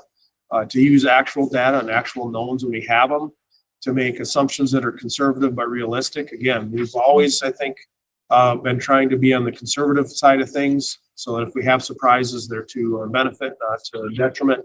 But we also don't want to be so conservative that we're cutting more than we should or need to. This is our 5th year of reductions or 6th year of reductions, 6th year reductions. 6th year reductions, I think. And people are weary. It's wearing people mentally, emotionally. It's hard on people. And so our lens as we've come to this is we're going to prioritize minimizing reductions whenever we can with the decisions we have that lead to that. Some of them we don't necessarily, we're making an assumption about health insurance. Our perspective on that doesn't have a direct impact on the reduction. Our perspective on salary settlements does. Our strategy there. And then 5, balancing that fiscal 26 budget, looking into the future and making decisions, the cuts necessary to do so. So those are the lenses that Kara and I are kind of bringing forward. This is a flyover of the recommendations, and we'll take a deeper dive into all of them. 3,811 is what we're recommending for an enrollment assumption. 2.4% inflationary increase only. Again, that means that when they roll out, the state rolls out that they'll be at 2.4. Could be higher. I don't think it'll be less. But that there won't be any other increase on the formula. No additional referendum revenue in the fall. I mentioned that compensatory aid decrease, unemployment aid decrease, and we'll talk about that in a little bit. Federal aid frozen, staff salary, this is the big one. How are we going to handle that? And when we come at this from the mindset of minimizing reductions, our perspective is a soft freeze. And what that means is that anything that someone's guaranteed in their contract as far as steps, lanes, and longevity, that's attributed to them, all employees, but that we don't do anything with salary matrices or base wages. And that, again, this ultimately will be up to the board. But we're going to talk about starts from the perspective of that to minimize reductions. And that, when we're talking about staff, is that all staff? Every employee. Okay. Yep. Health insurance, I mentioned the 8% increase, other increases there. And then that we would reduce what we need to balance the budget. So taking a deeper dive into enrollment, when we're looking at enrollment, there are a lot of factors. One, how do the grades transition from one to the next? We dig into birth rate at times. We look at pre-K, how many screenings are we having? Knowledge of new kids. If we know there's new families, we try to keep that in mind. Open enrollment, PSEO, those have been big effects, that kind of thing. Let's see. Kara, you mentioned a graph, an enrollment. It's the next, I don't know why it doesn't show up. Don't know where it went. Well, I have two slides. Let's see it. Don't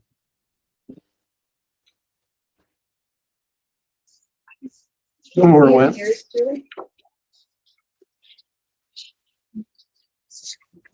We don't have it in our. Did you Julie in the presentation, Matt? That's odd. I don't see you. No, not the same one I'm in. I don't see you. So we're in a different one. Where are you looking? There's two budget The next two slides are budget numbers. These two. The next, it's after this one.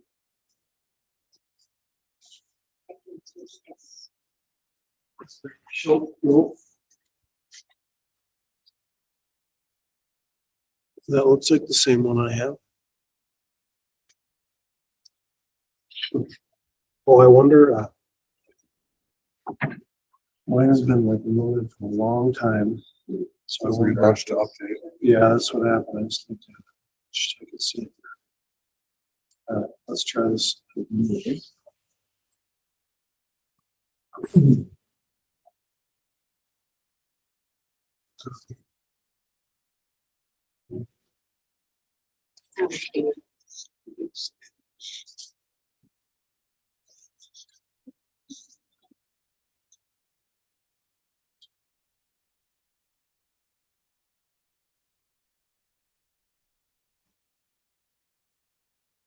There it is. There. Okay, cool. So I like to look at trends, like where have we been to figure out where we're going.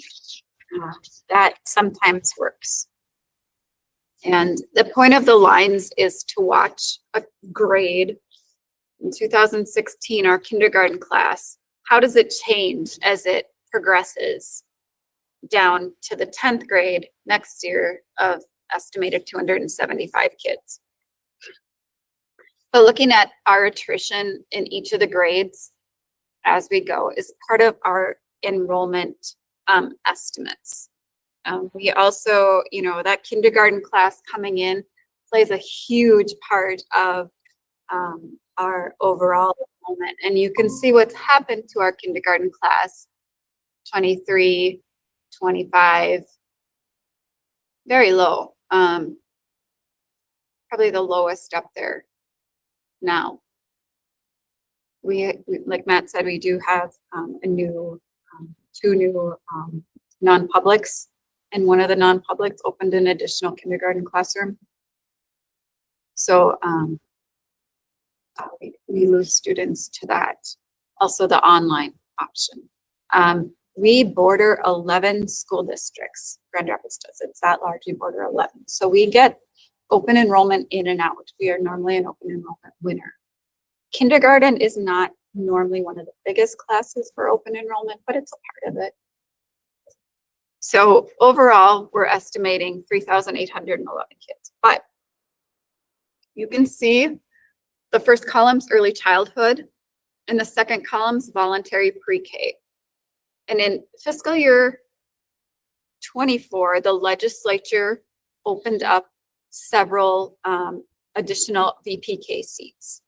And Grand Rapids, we didn't have VPK. We only had it at our Big Fork site. Now we have it at West. They awarded us 58 more seats. Like Matt said earlier, kids in grades 7 through 12 are worth more to us than the younger kids. And I don't like saying that, but they're my little widgets. So just think of it that way. A little widget in VPK is only worth 0.6 on the formula. They only count as a 0.6 pupil unit. So we only get that much money for them. Whereas a kid in 7 through 12 is worth 1.2. So we get 1.2 times the formula amount for those kids. With the additional VPK, we didn't have that 33 is the prorated portion of the 58.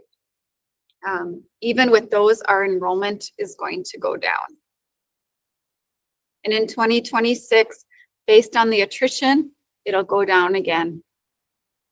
And projecting that. So the next slide is where we lose students. So 24, 25, you can see this isn't from the beginning of the year to the end of the year. This is what we lost in that class. So 24, 25, first grade, kids from kindergarten to first grade, how many did we lose? We've lost 6.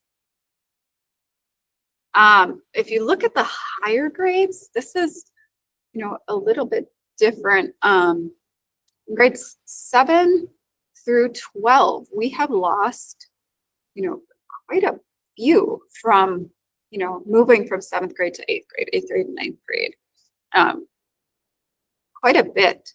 So the average attrition rate that I'm using is for years 19, 20, 22, 23, and 23, 24.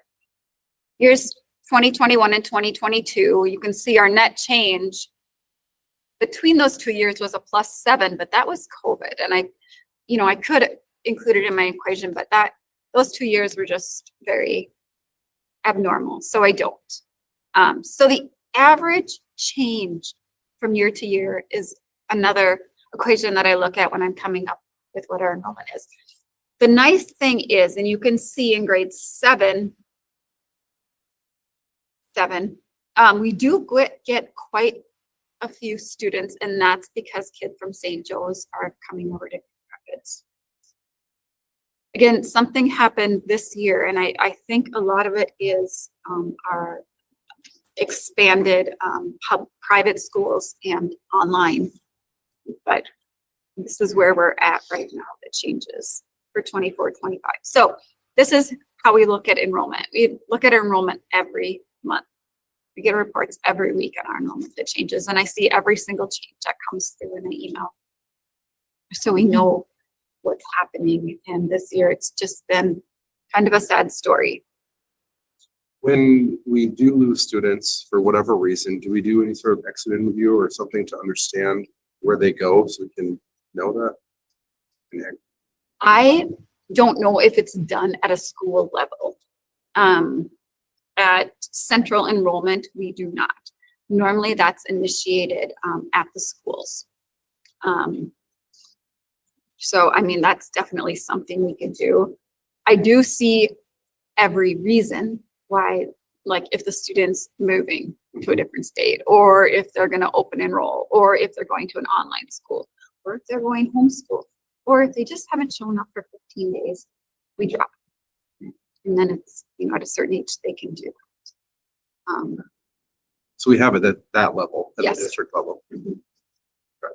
But then more specifically I went to this specific school, that would maybe be at the school level. Yeah, and Matt, do you know if we do that? You do. Like exit interviews, like, why are you leaving our district to go here? What we would have data as to move to another district, move to a neighboring district. Right. That is part of the code that goes in when you lose enrollment on that. Is that what you're Yeah, asking? yep. Not necessarily, I didn't like this teacher or didn't like this policy or whatever, Yeah. but more so exit interview of knowing where the people are going, just to understand when we say we're losing 68 kids, 10% is this, 15% is that. I So can we- tell you most of it is going to online schools, homeschools, non-publics.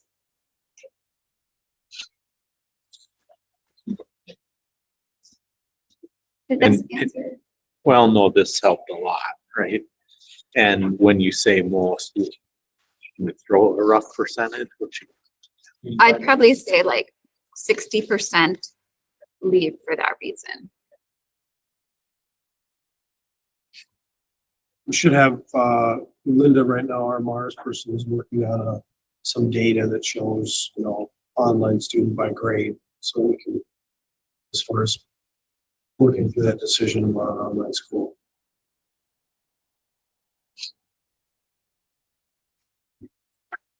All right, state funding. I copied and pasted this right out of the statute, so you can kind of see where this goes. This was put into place in 2023. They stipulated what 24 was like, and fiscal year 25. And then you can see fiscal 26 and later that, plus or, 2% to 3% change. You can also see in the chart there where this has been. And then that bottom left piece is that thing that describes what the, Commission of Education is set to do here by, so to say, in January of the calendar, so in January. And I know that update is supposed to come out on Wednesday, so we'll know more Wednesday or Thursday. on that one. So that's where we're kind of starting from 2.4. You know, when Karen and I look at the landscape, the MSBA, MASA, the Suits Association, the principals, so everybody's advocating for 3% on the formula. I just don't see it happening. That's forever money, and in a state budget that's already estimated to be structurally imbalanced. So I don't see them putting money on the formula, especially when there's going to be an inflationary increase. They weren't supposed to treat it that way, but I think they will. And especially when groups are also advocating for these other legislative fixes for mandates that were put in place, like unemployment, like the compensatory, you know, mess, that kind of stuff. So, So what did you mean by forever? I guess I missed that. because, yeah, like, you know, if they put 2% on the formula, it's there forever. As opposed to Next year it'll be two and that, Yeah. they don't get to yearly choose this. they do get to choose it, but it compounds, That right? becomes So, your new base. yeah, it becomes your Yeah. new base number. Yep. Because the statute says 2 to 3% every year, right? So yeah, your base kind of climbs up and up and up and up and up. So, you know, Yeah. Yeah, but also that divergence has climbed. yeah, Oh, no, Right. because of that, right? Right, You that's know, right. So, I mean, if you're gonna try to make that up, you try to right. boost it initially, right? That's what you Well, ideally yeah, do. I hear. I just wanted to understand Yeah. what you meant by forever. Yeah.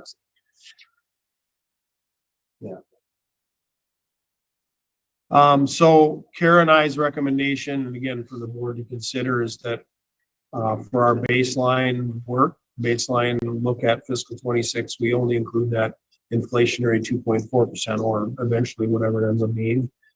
Just because we just don't feel there's gonna be any more money than that. Right now in the levy calculation that was done in December, the state had 2.43% as an inflation factor in that calculation. So I felt comfortable going to 2.4, but I don't want to go over that. That's the number that comes out on Wednesday, you think? The consumer price and index update for Q4 24 will come out. And then he's supposed to do an average of the last two Q4s and then use that as the driver for that number. So, yeah, it'll just be how long does he take to do or his people to do the math. So so these assumptions that you're recommending, then at some point as a board, we'll Yeah, decide on- next Tuesday at that work session, it's going to be, okay, board, where are you at? Where are you at on this?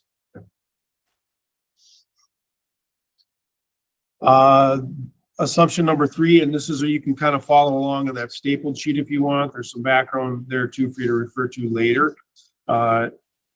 All districts currently have the ability to include in their levy, and again, we make the district levies every year. And included in that levy is local optional revenue. And, but there's no indication at this point that it's gonna go up. That is an advocacy item for some groups to have that go up. It hasn't gone up in a long time.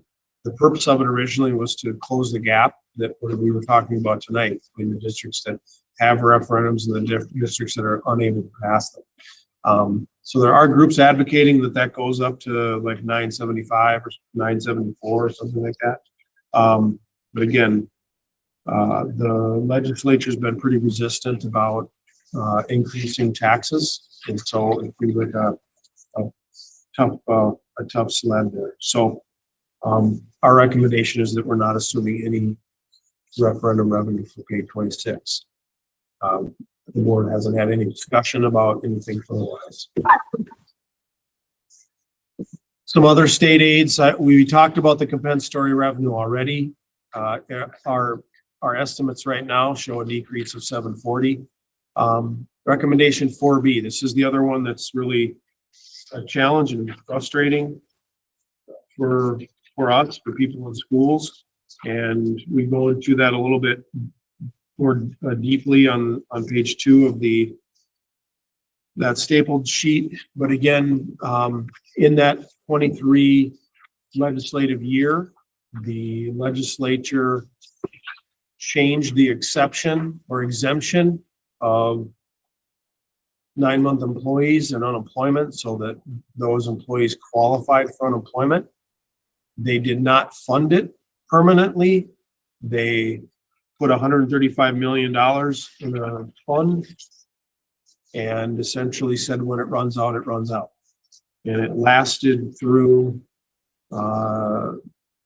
24, lasted through 25, or lasted through 23, lasted through 24, and it will run out this summer. And so we're being advised to plan on picking up 40 to 50% of the costs. This is an unfunded mandate, and it's going to be $250,000 based on what we know right now. This is a really frustrating one for lots of reasons. I just shared some information with legislators this week. I think it's irresponsible to put something like this in law without a way to pay for it. That was another one. Yep. So if you look at these two coupled together, 4A and 4B here, these two impacts, the compensatory formula change costing us $740 estimated, the unemployment change costing us $250. We're almost at $1 million of increased costs to our school district as a result of this legislation. And you'll see in a little bit the effect that would have on reductions. On its own, it's almost $1 million in reductions. But when you look at where we've positioned ourselves, we're in a position where we would need to reduce, if we held to the other assumption, we wouldn't need to make any reductions at all if these two things weren't in place. That's how close we are to being balanced without again, if we hold to the other recommendations. So it's especially frustrating when, as a district, we work so hard to have the legislature put us backwards $1 million.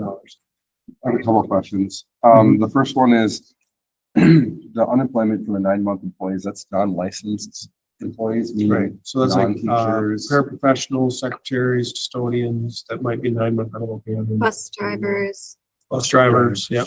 food service. And do we know, like a percentage of the people that, does everybody? Yeah, the first year there was probably 10% of the people that didn't apply for it. Okay. But I would say this last year, close to 100% applied for it. And many went back and applied for the year before when they didn't apply. Because they can retroactively. You can apply for anything. I mean, there are individuals in the state that applied for unemployment over Christmas break. NMEA.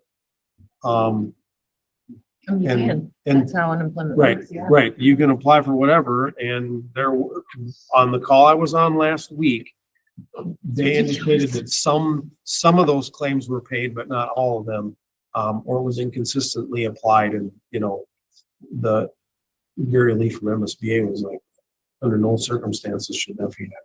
Obviously, it's called out right in the law, actually, that a break like that doesn't qualify for employment. Then the next question then is, so it says that, we're gonna have 225,000 or 250,000, as, unreimbursed cost to the district. Yeah. 2027, then we'll be on the hook for the whole amount. We'll be on the hook for all of it. So when we talk to these legislators about fixing this, like, this is a big deal. And, as I look at it as a superintendent, there are really 3 options. This is what I shared with the legislators in my email last Friday. They can repeal the law. And the individuals that took the jobs we're talking about, took them knowing they were 9-month jobs. That was the job that people took. It was a 9-month job. And it's not only affected, us, it's affected employers counting on that summer help. And the other thing that we've had happen, not just incidentally, but a number that's significant enough where it's hard, is resignations in August. Right. Collect unemployment, then resign right before school. We had a bunch of that this year, and districts all over that, not just us. But they can repeal the law, go back to the way it was forever.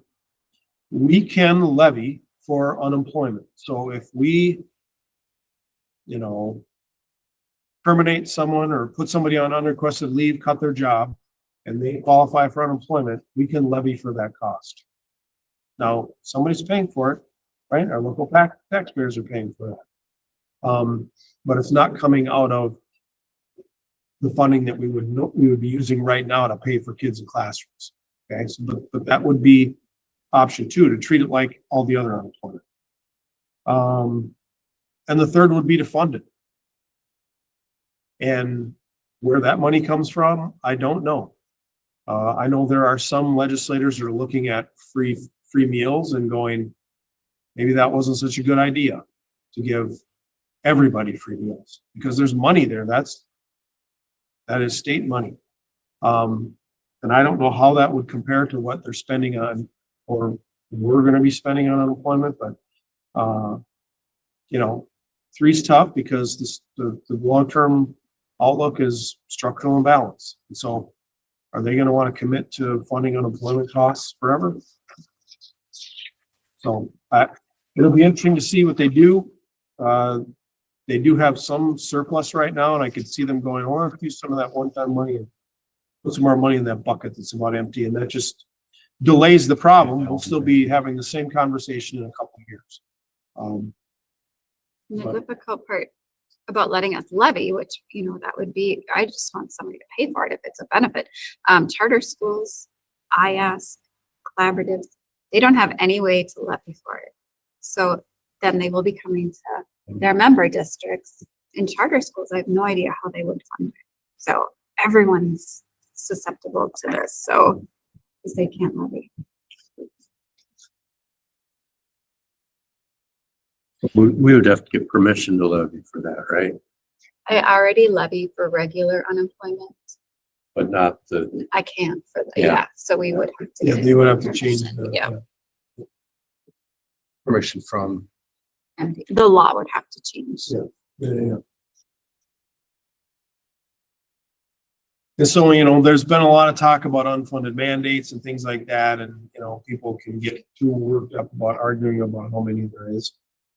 And I'm not one of those people that worries about how many there is, because I know there are a handful that are really problematic to us. These are the 2 I'd say that are the most problematic as I look at it.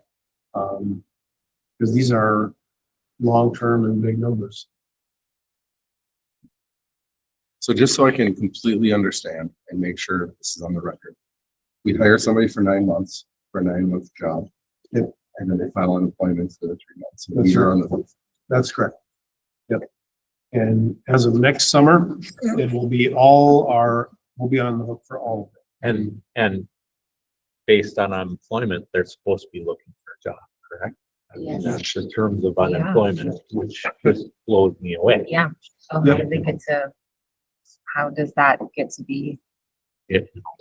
So, And what I think is really, I will be careful here a little bit, but I think some of the groups that advocated for this didn't think through the consequences of it, because it could significantly affect their own members, because it's going to affect how many people these organizations can employ. And so by extending benefits to people who never had them and never expected them when they applied or were hired, they're going to end up feeling the pain of that in their current membership.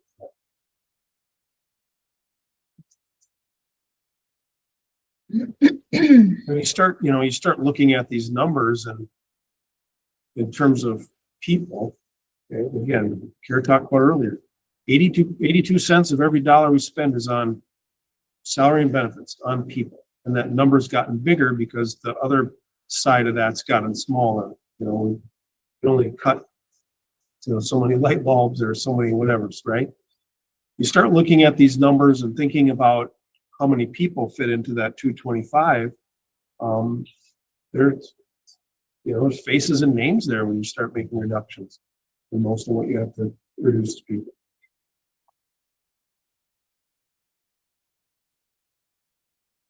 And, so that's why in my communication to the legislators last week, it was, this needs to get fixed and it should get fixed soon. But, you look what's happening in St. Paul right now, and I'll editorialize here a little bit.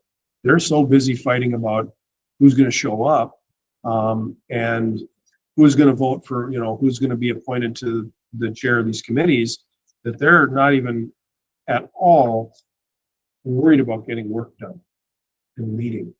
And as a result, we're dealing with this. So I think that was an apolitical statement, but it doesn't change what we're doing.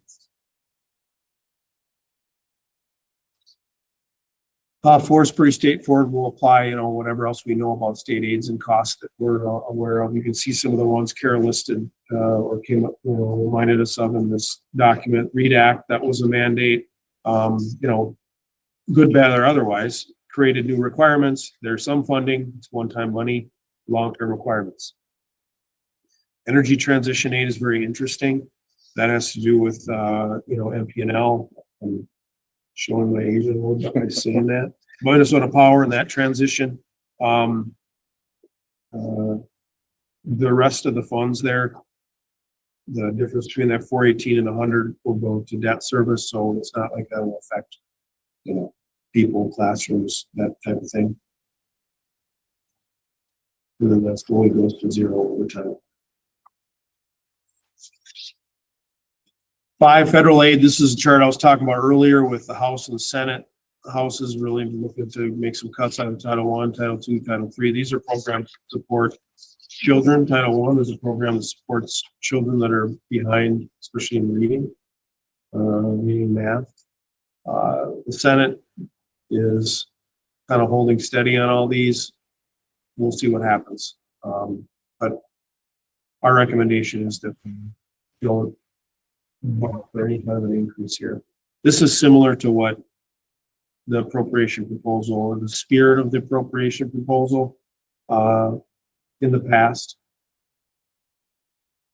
And when they started doing negotiations, it ended up kind of washing up. So our recommendation is that federal aid sits tight. Contract settlements are big. It's a big part of our budget. And one of the things that is historically been challenging, it's a historical thought that doesn't play out the way that we've kind of been in education conditioned to think. And that is that, if the state gives 2% on the formula, that corresponds to 2% salary increase. It doesn't work that way because 2% on a larger number is more than 2% on a smaller number. So, and when you're starting at 932,000, like I talked about earlier, that's if we have a soft freeze, steps and lanes, longevity, things that people have attributed to them in the contract, and health insurance. That means we're starting at 932 before we do anything. So you can see that 2% on the formula is 612,000 or approximately 612 in new money, but 2% on all salaries across the district is much, much higher than 932,000.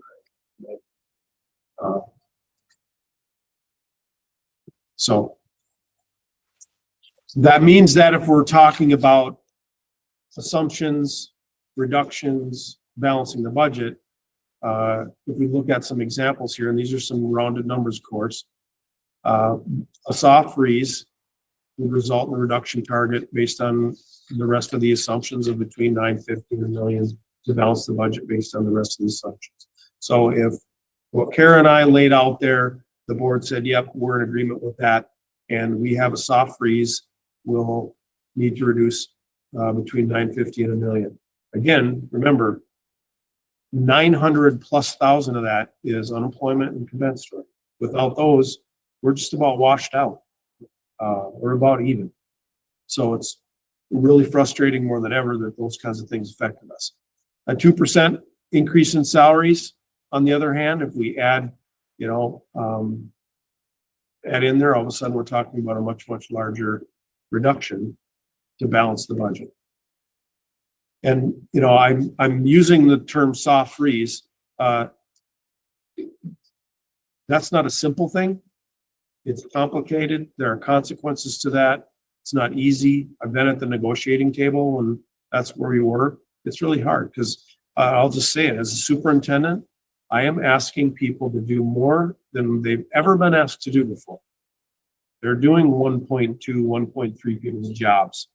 So it's a difficult position to be in. I also know people are really, really tired of cutting. And so this is kind of the decision in front of the board is where do we want to land? And again, not for decision tonight, and not that it even needs to be a decision that we technically have to make next Tuesday, but we need to be in a position where we clearly understand the impact of our strategy around negotiations, because it directly correlates to reductions. And So when you say a 2% increase in salaries, are you saying that's like an average across different bargaining right, units? so yeah, that's right. So if you took everybody's base wage right now and increased it by 2%. In the last contracts, The last contract, the 2023 and 24, it was a 4%, and then the next year was a 2%. And again, there was the strategy at that point had to do around health insurance change, getting rid of the platinum plan we were on, and also expediency, getting done quick. So that was part of the strategy around that. Yeah. So that's, yeah. When we go back to this one that you're showing, that delta, the difference between your red and your blue is simply that 950, right? Is what you're saying. Essentially, yeah. Where we're That's using right. that. Yeah. You're just trying to demonstrate what an effective Right. 2% That's right. that means to us as a district. Right. Yep. In a staff reduction. And, do our staff deserve that? They absolutely do. Yeah, that I look around and see what they're doing every day. Absolutely they do. But there's huge consequence to all of us. Depending on where we end up here. Kara and I's approach, going way back to the beginning of our assumption, was about how do we move? We're going to present recommendations that limit reductions. And so as we're looking at this, our recommendation is that we go into negotiations limiting contract settlements for all employees to a soft freeze. Not because we think that's what people deserve, but because as a school district, that means we can limit reductions. are all employees represented by some bargaining unit or another? No. There are most are probably 95%. There's if you go back to the negotiation sheet that we looked at last Monday, there were maybe 10, 12 employees that are, so, yep, so I'm not, Kara's not, Casey's not, Julie's kind of not, she's her own association. We've heard it was a struggle. Yeah, that's right. But most are.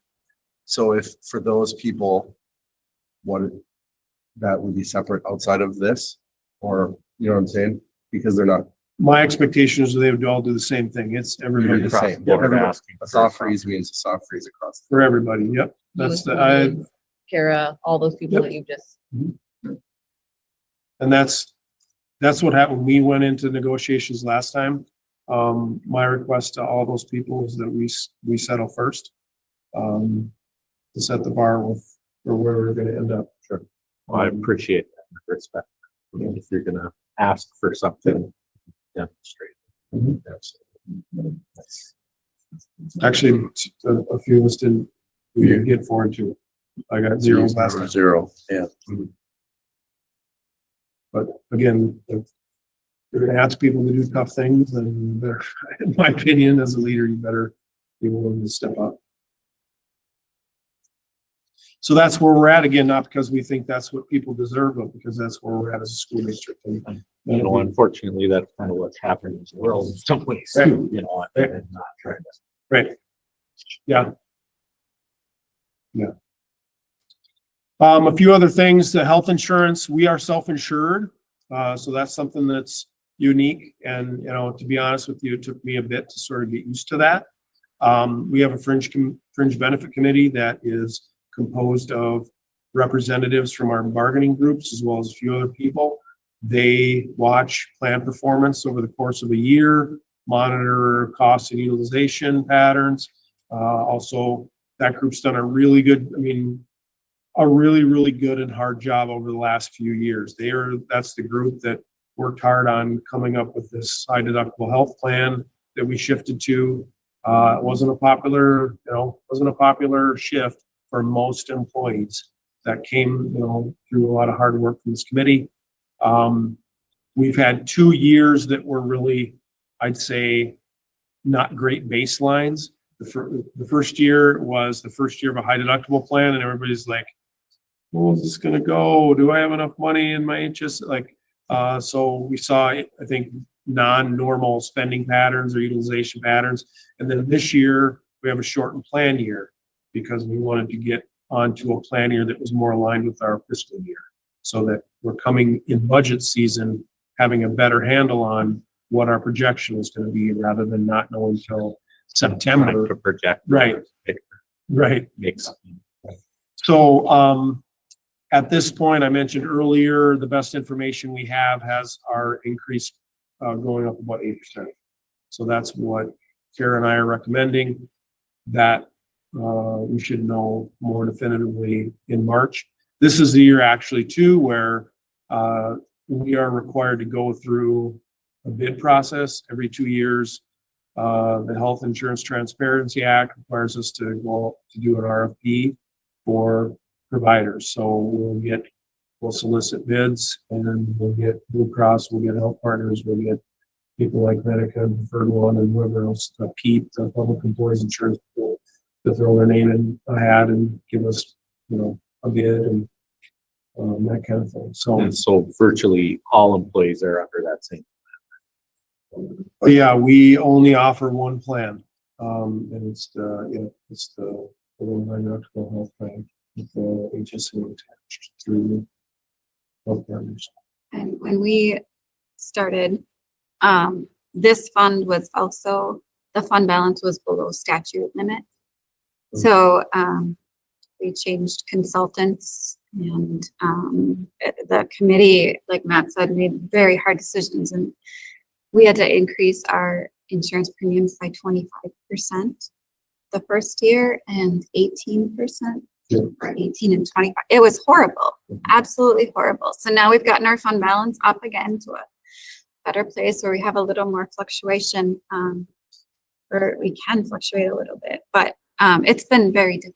Employees have gone through a ton. Yeah. With the position we were in.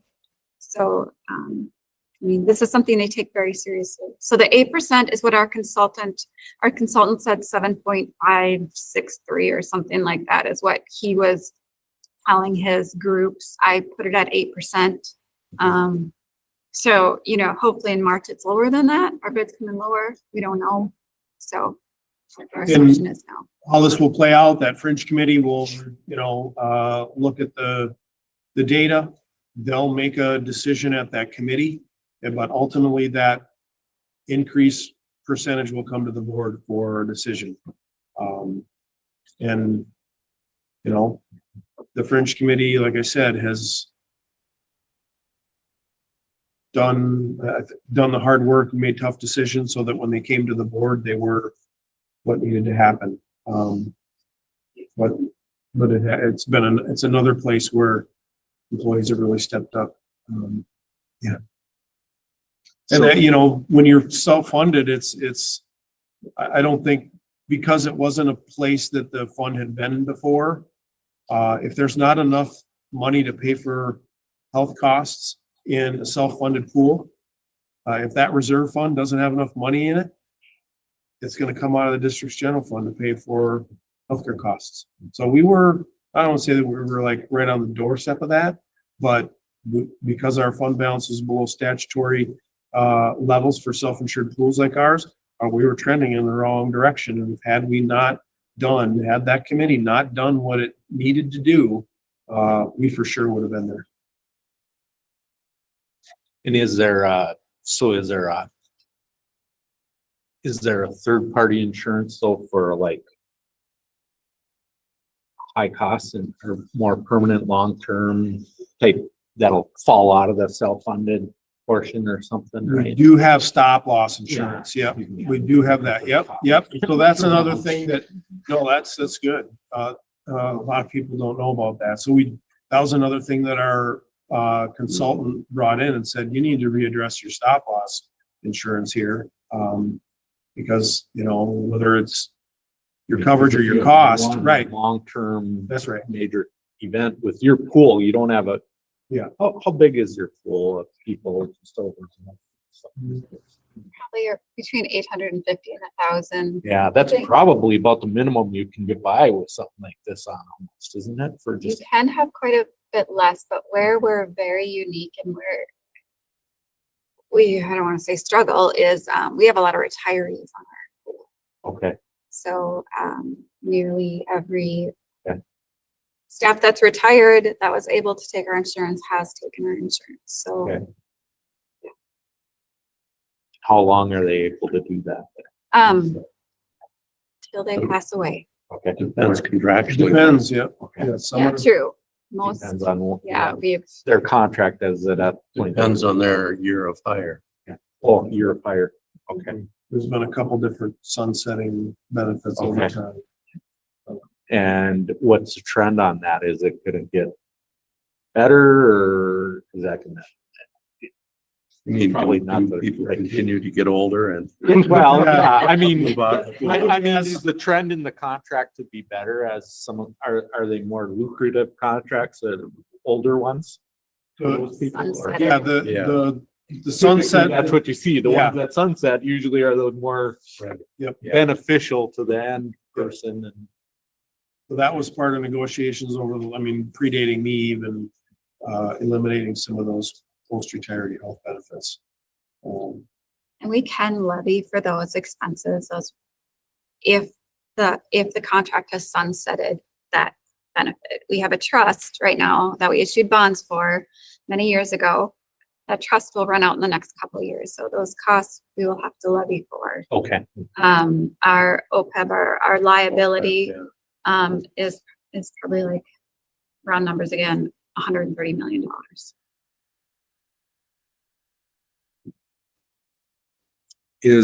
So the district's share of health insurance costs would be 8%. Do we have an estimate of what that would be for the employee side? So it would also, so if you're single in most groups, your single is provided at full cost. Like, it's covered, the premium, There's no extra premium that employees pay. for unless the you're an ESP or service group. It's different in each group, Okay. and they cover 10%. Family is 10%. Family will cover 10%. Okay. And do we know what their increase will be? Our premiums are, my estimates are, and again, round numbers, Yeah. A family premium is about $25 to $26,000 a year, $25 to $26,000 a year. Next year, it'll go up by 8%. An employee will cover 10%. So their cost will also go up by 8%. So their cost goes up 8 as well. Okay, so this is both sides. Yeah. Okay. For family. For family and singles.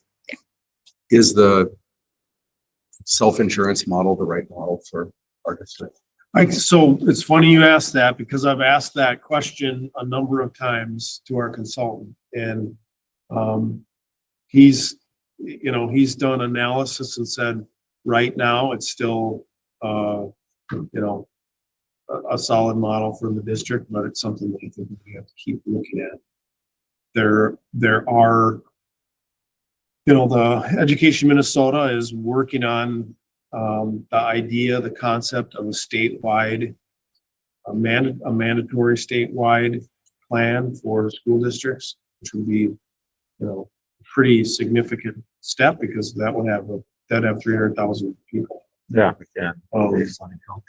So, a huge scale, huge bargaining power, that kind of thing.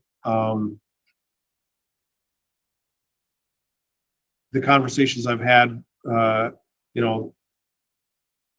there would be winners and losers in a shift to that.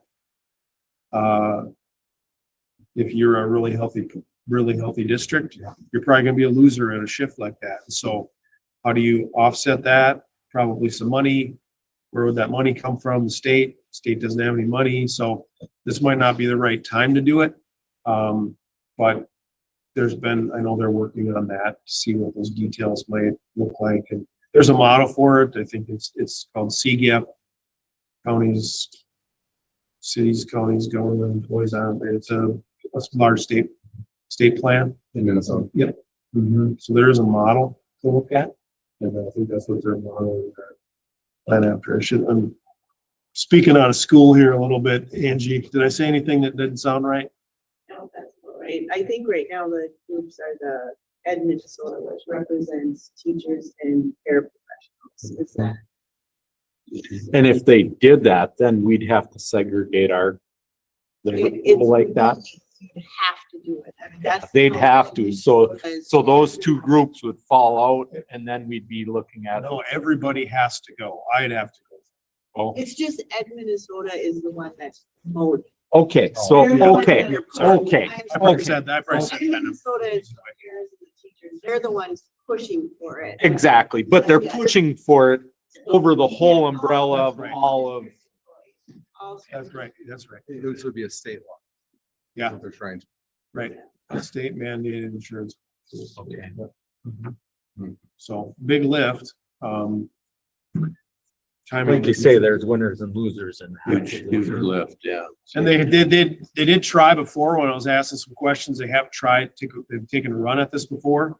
And at that point, when they tried previously, some of the big city schools were like, yeah, we're not interested. And, you pull that scale out of there and push back out of there and things kind of fell apart. Well, now everybody's looking at the insurance market and the insurance landscape going, what options do we have to make this work? Are there districts in Minnesota that collaborate together? Yeah, so in a couple different ways. There are 8 service cooperatives in the state. They're established by the state.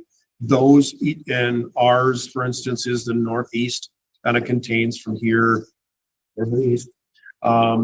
And they have a couple pools, one for school districts, one for cities, counties, and other governmental agencies. And so that pool, the last time I was involved in it, when I was in my previous job, they had like 3,000 lives, I think, that they were insuring. And they had, limited plan design, because that's another way you drive down costs, and high deductible VIVAs or HSAs kinds of things. And that group districts could get individual, they were rated individually, districts were, but then the group was also rated. So a district might get may get an individual rated increase, but the pool itself shaved off the high peaks and the low valleys. So they might never give a 15% decrease. They might only ever give a 5, but you're never going to get a 25% increase you might have a cap of 18. So that's kind of what, and each service co-op has a pool like that. And then there's also a public employees insurance pool that has like 30,000 contracts, or it used to the last time I checked. And that plan has had some rockiness to it. They were very aggressive in getting districts a few years ago. And actually, that was part of what got the law changed and this Health Insurance Transparency Act put into place. And so districts had to go out for bids, and Pete got a number more districts, but it's kind of been a rocky. It's a big cost though. I mean, health insurance is a big cost for a school district, more than average. So who do 9-month employees qualify for health? They do. Okay. So, The only group that doesn't get health insurance is the bus drivers. okay, I knew they didn't, and that's, I'm kind of curious. Yep. And- They have a higher wage. They've negotiated that. Okay, And to buy into our insurance is very expensive. Okay. So to like swap salary for benefits, it's very. but it was bottom line in negotiation with their Right, group yes. that they, Yep. that they were advocating for. Yep. What is the number for insurance that we pay a year? Let's just kind of look that up. Carry on. Yeah. This 8 is about other increases, inflationary. 2 gets to Tom's comment earlier about buses. Included in our proposal is to purchase 2 buses. Again, that's less than what we normally would do. We normally would want to be purchasing 4 or 5, but any year we're not purchasing buses, we are getting further behind on that. So keeping our other capital improvements just to requirements here. Sorry for that grammar problem, but that's what we're recommending. And I think that's, one of the things that's made our transportation system work is that we have good mechanics. They take good care of our buses. We haven't been running junk on the roads. You don't have to go very far to hear horror stories about equipment not getting taken care of. And anytime that's happening, we put kids at risk. So we have a good fleet, but we're going to have to pay the piper here one way or the other soon.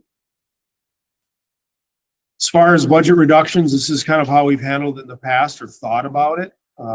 Thinking about the have to do and the like to do. And you're definitely in the have to do category. That's where we have to think. That's where we have to act. Focusing on things that are mission aligned and then eliminating things that are not mission aligned.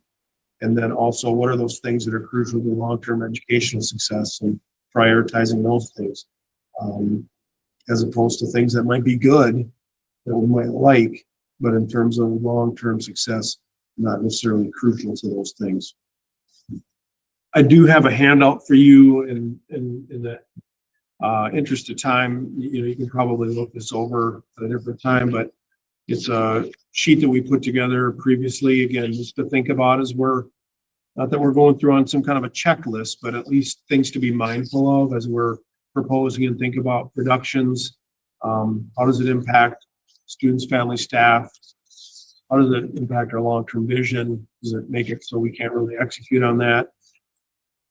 What are the legal contractual obligations?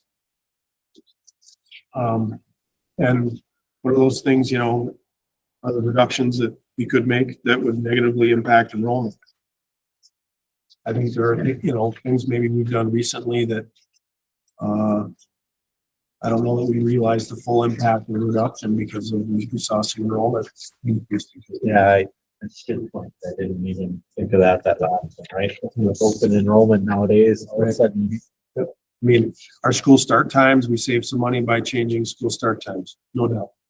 Did we lose some students because of that? Absolutely we did. I'm not sure that we ended up saving that money. So, and some things we can't really predict. Next steps, we meet next Tuesday.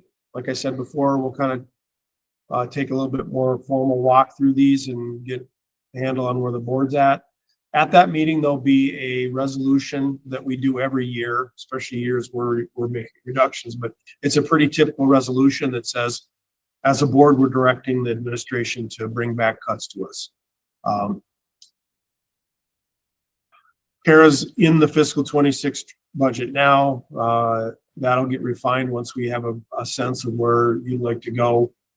Communication, budget meetings, and options that will come back to you, and it'll be an iterative process.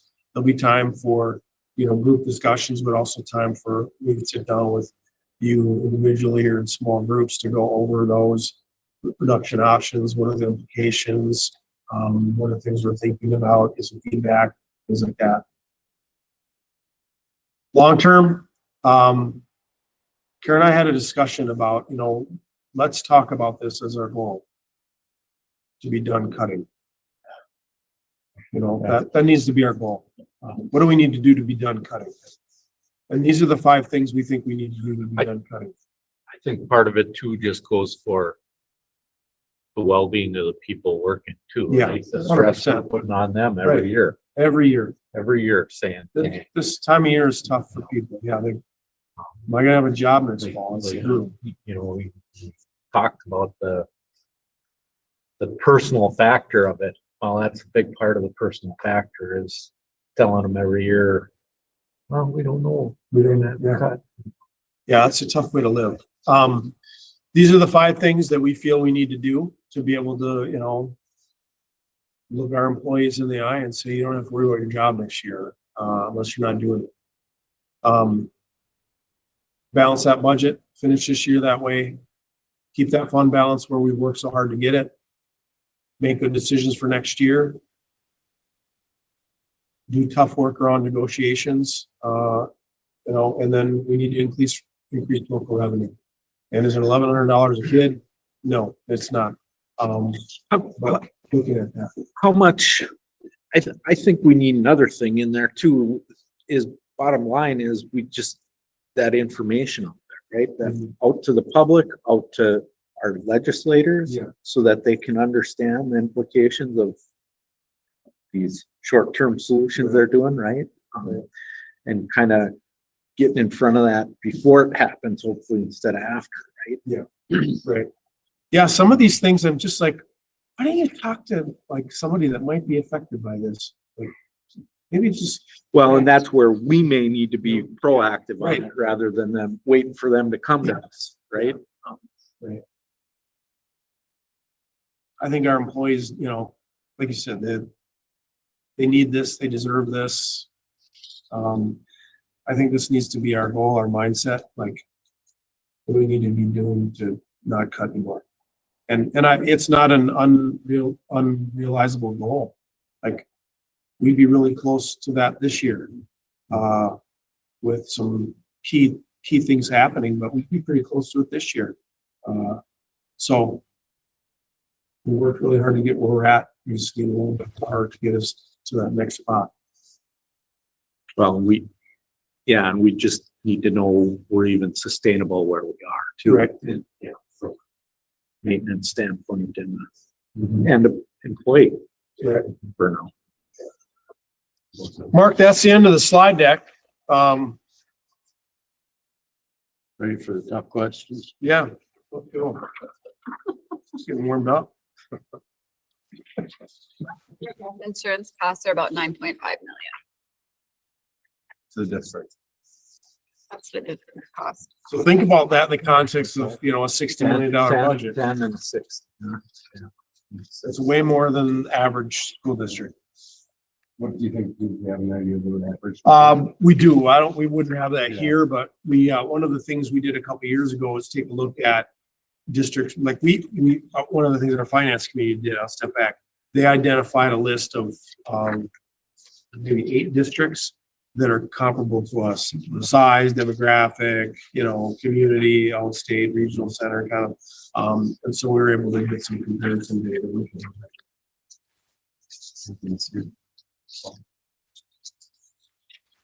Any other questions?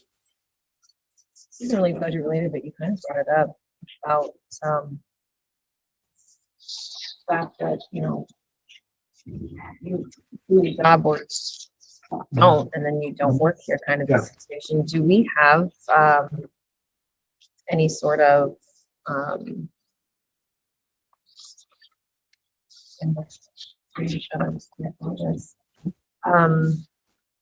like just monitoring, evaluations? Yeah. Oh my gosh. Yep. We have, okay, Yeah, we have evaluation systems in place for All our all employees. employees, yep. Mhm. It's actually one of my like, essential accountabilities for me is to ensure those systems are in place. Yeah, some of them I do, some of them principals do, some of them directors do. And But when it comes time for cuts, that's not what drives the conversation. I guess that's where I was headed with that, Oh, yeah. I don't know. Yeah, so, oh, I see. so, no, when we are making reductions, because of law and contracts, if we are reducing in a union position, a union area, the least senior person, if they are probationary, is the one that goes. And duly licensed then, or? They- I mean, yeah, it's gonna be whatever that, Yeah, right? the licensure, yeah, comes into it. Comes into You know, it. cause obviously if you're cutting a geography, how do you, Right, you know, or yes, whatever, right? Yeah, that's an important distinction. So if we are making a reduction in German, I'll use that since we're in German anymore. If we were gonna make a reduction in our German program, the least senior German teacher would be the one that would be reduced regardless of, performance, yeah. Or, the evaluations. Right. Actually, if somebody's gonna be eliminated because of performance, that needs to be a separate function. Right. through- Yes. through Outside HR. of- Yeah. Outside, okay. Yep, and that can, And really, that's all happen. you're doing with those performance evaluations is, it's kind of a, really can't be used for much That's right. anything other than Right. That's correct. potential dismissal Yep. at that point. Yep, Sorry, that was a part of, like, Yep. didn't get that out. Yep, Yeah. thank you, Mark. yep, And at the end of the year, we evaluate Matt on how well Yep. he evaluates the, Yep. the district. I'm the, Ultimate responsibility. well, and I'm the exception to that, you know? My performance does determine whether I have a job or not.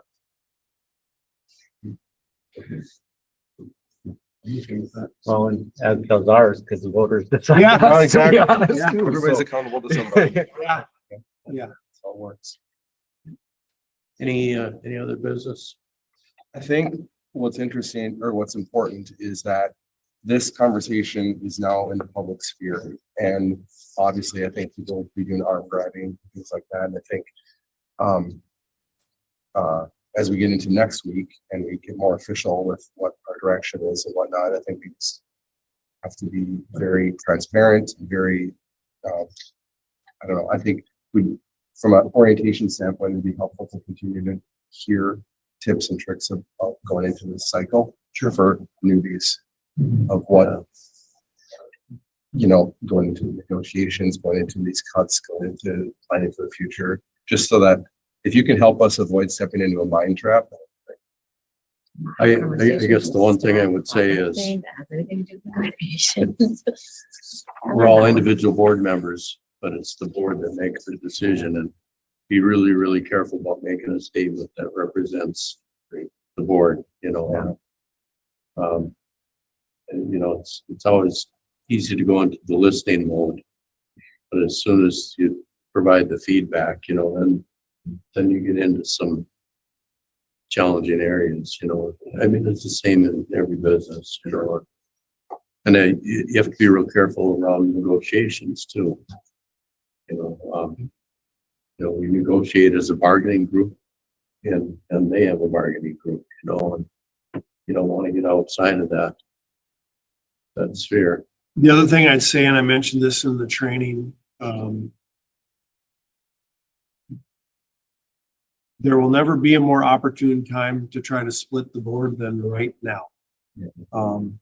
Because we're just getting started. We're headed into challenging times. Three of you just got elected and, you know, it's like, oh, Ashley owes me a favor. So, like, it's never gonna be easier than it will be right now. And so these, commitments to each other and to sticking together, are really, really important right now because people are gonna test, they're gonna test it. A good friend of mine has told me you need to lead with facts and not feeling. So that's a big part of like the splitting the board or having people come up to you individually, you know, and like Mark and that adds on to what Mark is talking about too, you know, don't have, it's hard not to have conversation. It's fully transparent. I'm friends with a lot of staff members, so it's really difficult to make sure that those conversations are like, please don't talk to me about that. I can't do that with you. That's not, oh, I'm sorry, you're right. I apologize. You know, but I did have to ask that question to Julie, like, listen, can I hear that? Can they talk to me about that? Can I listen to what they're saying? Or like, where does that line then become, now I've crossed it? How does that work out? So, and of course, Julie always has the answers given to me. So She's smart with that. she's totally smart. So yeah, so it's definitely been a learning curve of, I'd appreciate it if you don't have any conversations about much of anything right now. Give me a couple of months and, you know, even then it gets kind of goofy, but yeah. Okay. It's, any tips and tricks, please, and thank you. Thank you. This is very helpful. Okay, good. That was the goal, right? Like deeper and clearer understanding of where we're at, you know, try to get us in a position so you can kind of wrestle with this and come the next Tuesday.